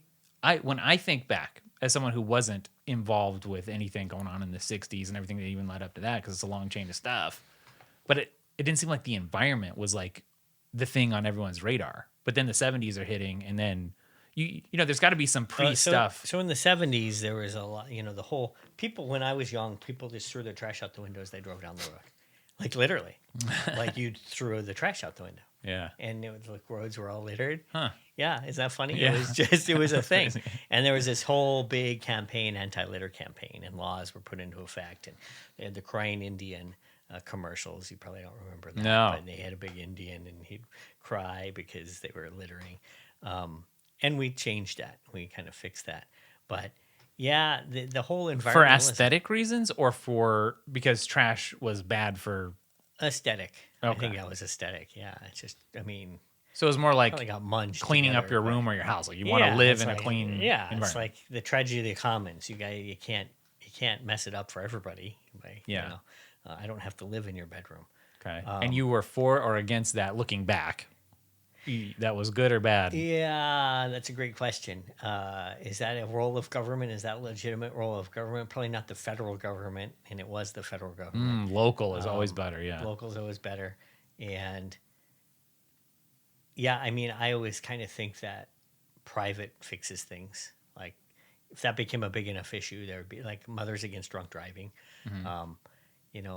Things happen without government, surprisingly. Like, Right. things actually get done. Yeah. And if it's important to us or important to a certain set of people, they'll work toward changing it. That's interesting. But the EPA exploded then. Nixon, I think, started the EPA, and Nixon of all people. yeah. Huh. Out of You pressure, or you why could would he have done that? You could fact check me on that. Well, things were pretty disgusting. There were a lot of negative externalities. Factories were just dumping their waste in the river, and sewage was just pouring in the river, so you couldn't swim or boat, or it was pretty disgusting, right? Yeah. So I see why they did it, but Would you have done it if you had been in power? Because that goes against everything that you believe in, basically. I think there's a much better way to handle negative externalities. So negative externalities are where I do something, but it has a bad effect for someone else. Yeah. Like I should have the right to, burn plastic in my house because I'm going to make some cool thing in my backyard. Yeah. Problem is that horrible, noxious plastic smoke goes over to your neighbor's house. That's a negative externality. You have the freedom, you can do it, but there's a negative thing that happens to someone else. And the solution for negative externalities right now is to proactively regulate, make laws, and I think the court system could handle this. It's like, this guy sues you. I show that harmed me, sue you, fixed. Yeah. Right? Yeah. Without regulating the entire world. Because I have a guy on 600 acres who burns plastic that doesn't hurt anyone because there's no one near Yeah. me, Yeah. right? But there's a law that says I can't burn plastic, Yeah. right? Right. So this like brute force, government's the answer to everything, I already in my sledgehammer. head though. I'm picturing the person who's like, but that poor victim, that doesn't have the means to sue. Like, We have means know. to sue. If we have anything, we have means to sue in the U.S. Everybody. Musk's pay package was taken down by a guy who had 9 shares. Yeah, but 20, he had to 25 be billion. someone put him up to that, don't you think? Or no? Probably the attorneys because they get a third of the contingency fees. Or whatever. Yeah. I mean, Yeah. we have a problem there too. But yeah, so I mean, good things. I'm never saying that government action can't have good consequences. I'm always saying there's two sides to the equation. There's a cost Yeah. associated, right? Yeah. And the cost is this incredibly exploded bureaucracy that's sucking down half the economy. Yeah. And therefore, we're going to discover a cure for Alzheimer's like 10 years later. Yeah. And we're going to lose, 500,000 people Yeah. waiting Yeah. because of that, right? Because So- I can't dig my pond on my land. Right. These people are going to die of Alzheimer's. Yeah. That's like a fact, Right. right? Well, so your whole thing is competition. Competition is good. And so is it possible to have some sort of parallelism happening in America? Because I don't know, with the regulation, with laws and stuff, like I see a lot of people talking about we need a parallel quote unquote economy.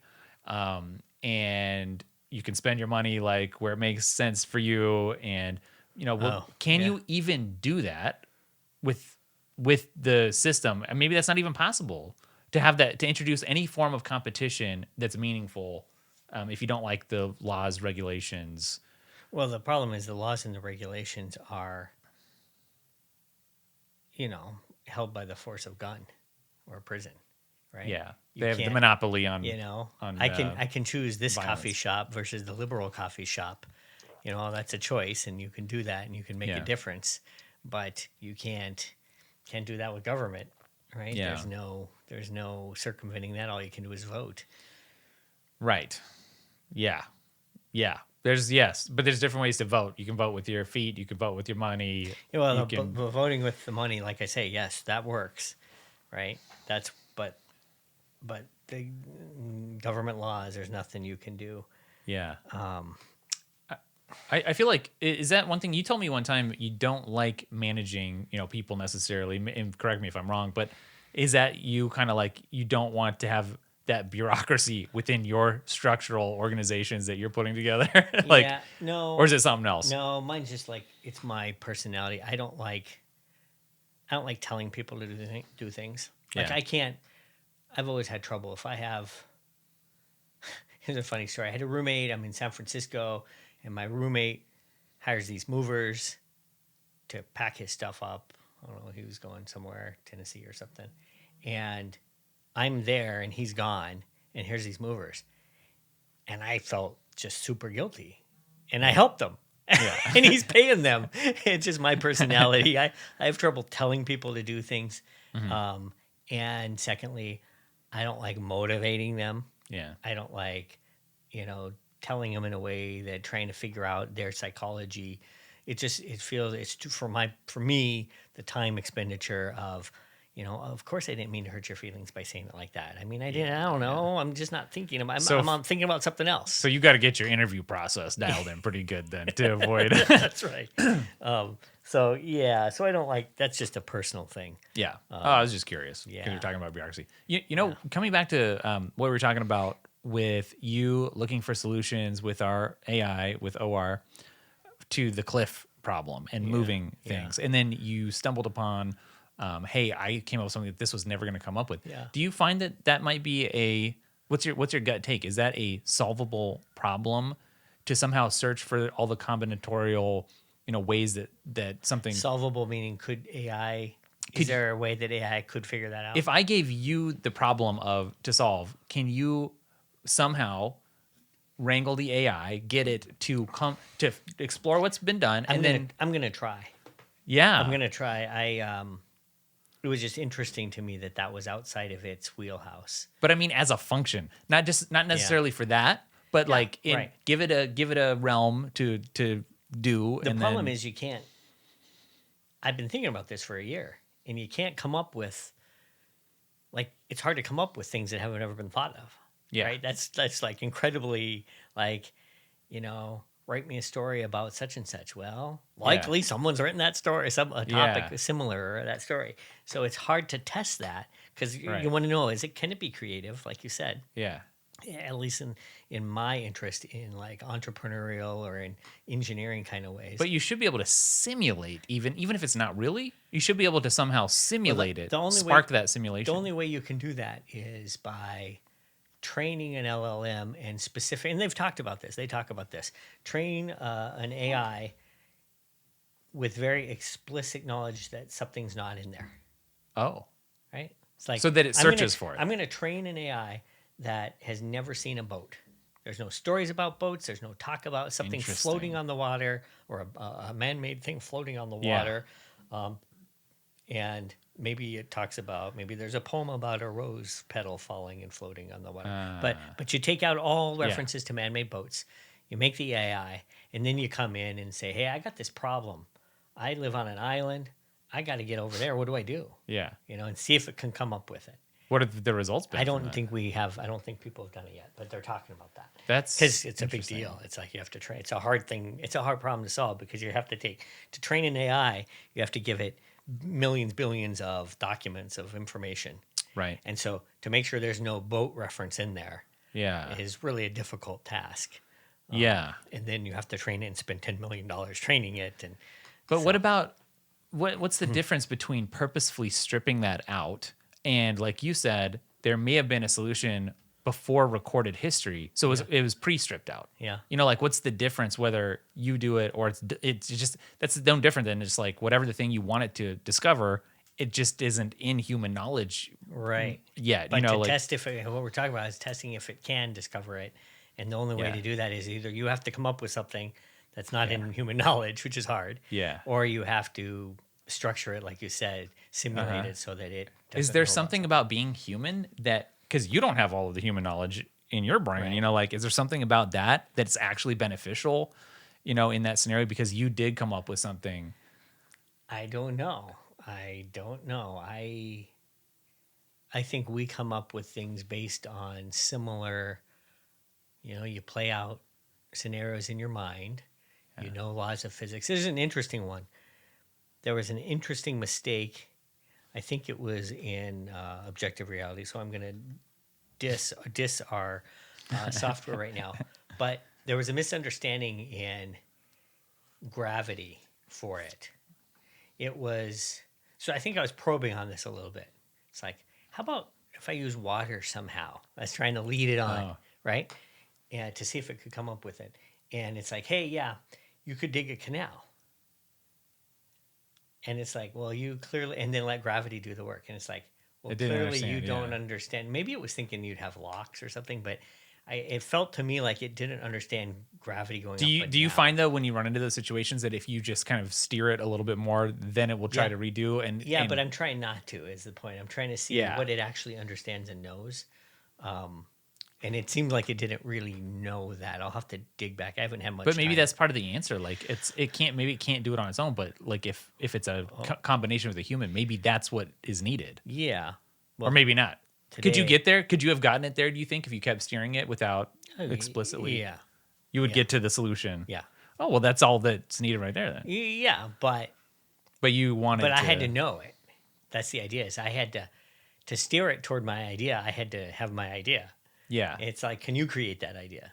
Like, my thing was, generally, can you come up with, give me a list of ideas? Yeah. And I can even, like, kind of, here, I'm going to tell you. Okay.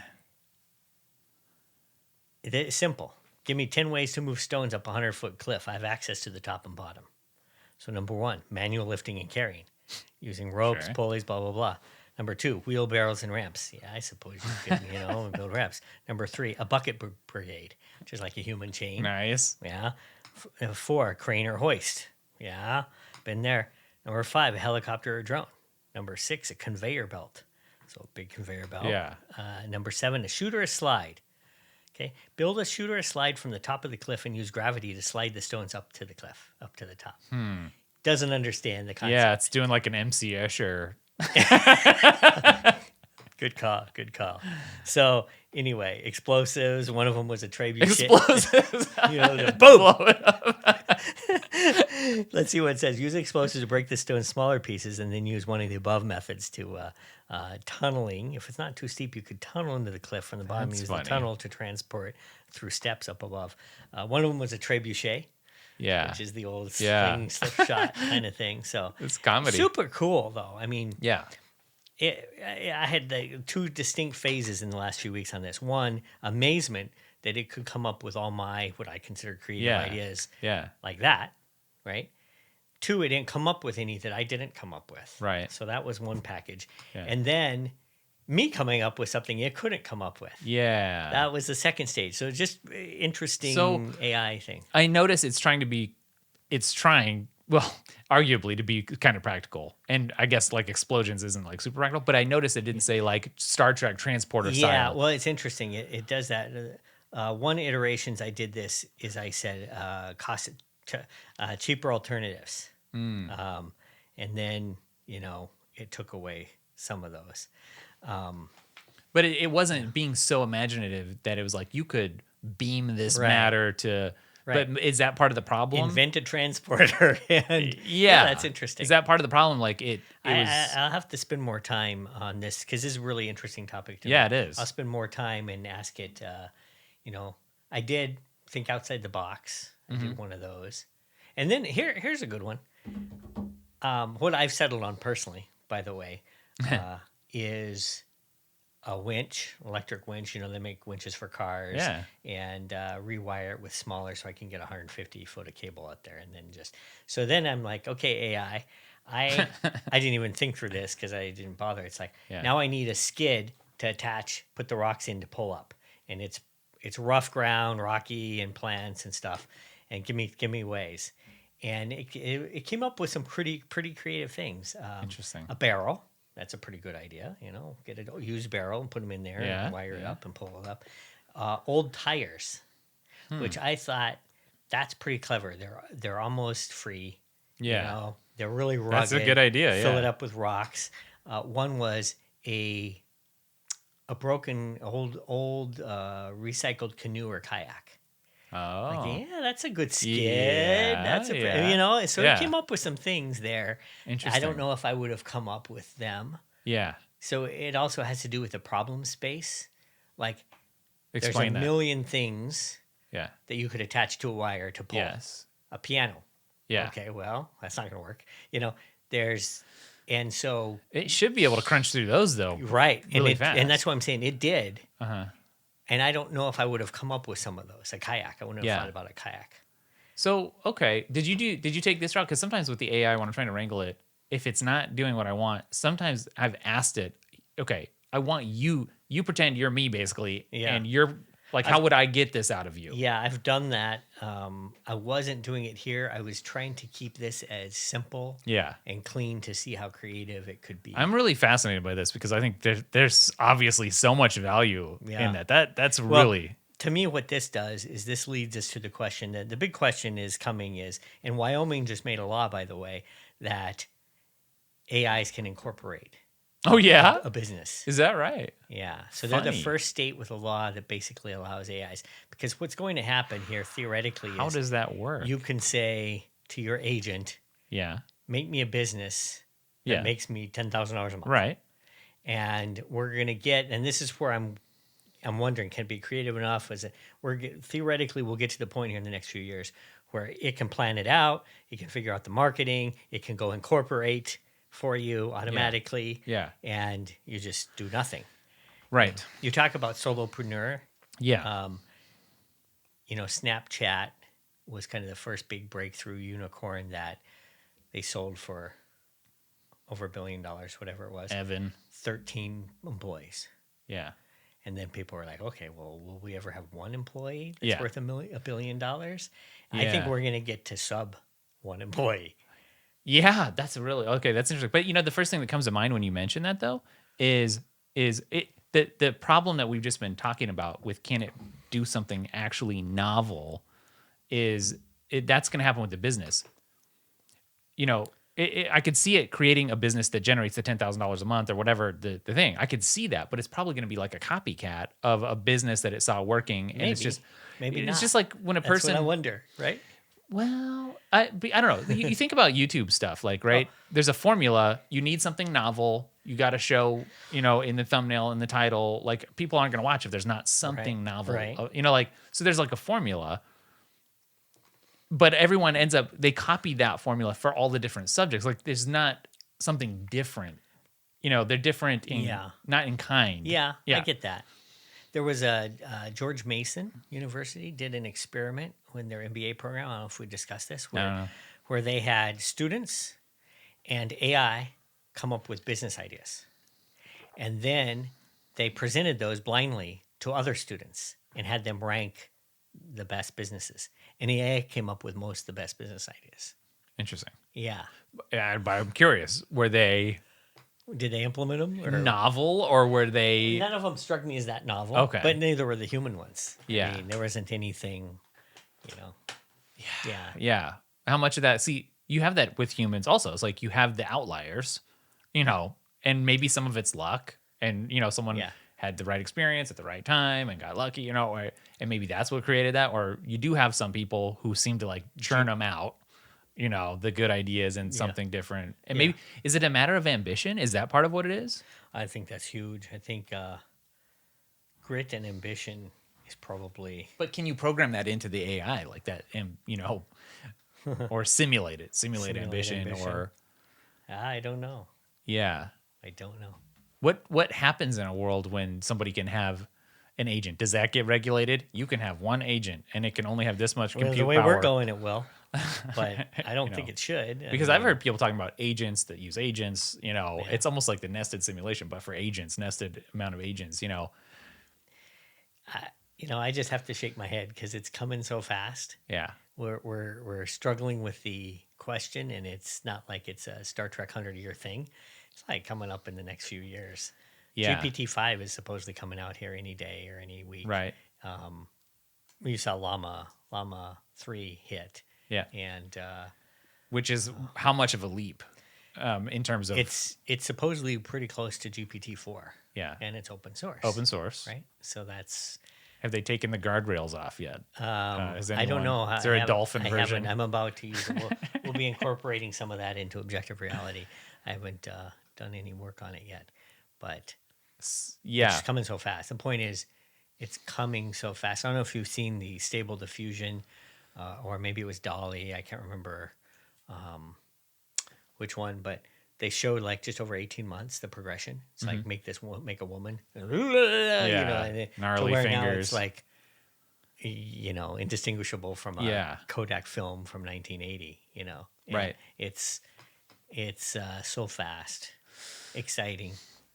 But so like Llama, let's fast forward to like Llama 5 or Llama 10, whatever that would mean or represent. It's still, it's more powerful in a way, but it's not, because it hasn't solved that problem that we're talking about of doing anything new. So there's only the information that's available, no matter Llama 20. But it is getting, what did I have it do? I had it do some structural dynamics for me. So in engineering, civil engineering, there's structural dynamics that involve like loads and beams and vectors. And it's just like, I'm going to make a bridge. I don't want it to fall down, right? Yeah. How big a steel do I need to use? What do I need to do? And you can do all the math and figure that out. It's been 30 years since I've done it, and I needed to do it for my solar array. So I had it do it for me. Yeah. And it was phenomenal. It went out and... OR? This was, I think I did not use OR in this case because I needed it. I needed it to have an external tool that OR doesn't have. I see. But you can edit that out. We're honest. We're objective. Yeah. No, it was phenomenal. Like it was shocking how well it did. Like structure the formulas. Here's the math you'd use. Yeah. Now let me do it for you. And here, okay, you're going to need a 6x6 here. Yeah. I mean, really amazing. And I remember doing these problems in college, and that would take me a long time. Yeah. And it would do it in seconds. Right. Yeah, it was. If you that wasn't available a year ago. Couldn't do that a year ago. That's right. Now I'm picturing you on the land. You got this building project. It's satisfying to erect this, building or whatever school. if you had the robot there, or That's like funny. 5 Oh, robots, that's a great question. But you're in charge, like you're programming them. That's a Would great you sit there question. with your computer, like in the field, like, okay, let's, just take it a little further. It's like it's not even program. It's like I want a solar array. Here's the panels. Make it for me. yeah. Would my gratification be lower? I don't know, because that's the same thing like when you write fiction, with AI. It's like you didn't write it. So you're not great at prose, but you had the idea and you had to implement it. It's not quite right. Like, so you redo it, but in the physical world, I don't know. I think you would have some enjoyment there. You'd have some enjoyment because it'd be done. Yeah. And you did it. There's clearly more enjoyment when the harder something is, the more you enjoy it. So I get this from mountain climbing. I used to mountain climb. Yeah. And the harder a climb, the bigger the freaking adrenaline rush at the top. Yeah. It's like I did that. I know, but people, I think I might be in the minority at the moment for this, but because I think a lot of people would push back. But let's say you had an army of AI and robots like at your disposal, and like you're not talking about building solar panels. You're like, I can build something in space or something. Like, it lets you as a human do more than you can do. No, I agree with and that. that's okay. Not satisfying. Yeah. That's a really important distinguishing factor. It's like it's scale and leverage. Yeah. It's like I have a robot army, now make me a terraform floating island that I can put some houses on. Right. Yeah. Yes, I might get gratification if I made it part of the way on my own in 50 years. Yeah. But yeah, I don't know. It's a great topic. It is, because maybe we explore that more next time. Yeah. Let's do that. Good. Yeah. What do you think? Good getting back to it episode. Good to be back. Good to talk with you. Learn a bunch. Cool. Objective reality. The future keeps coming at us. Yeah. Yeah. Objectivereality.ai. You can play around with this yourself. Yeah, absolutely. Great. And I'm using it every day. Here it is. I look through my e-screen alternatives, furnace flame sensor, stone cliff transport, Ricardo equilibrium, some economics research. Drug logs in ancient Greece we just did, but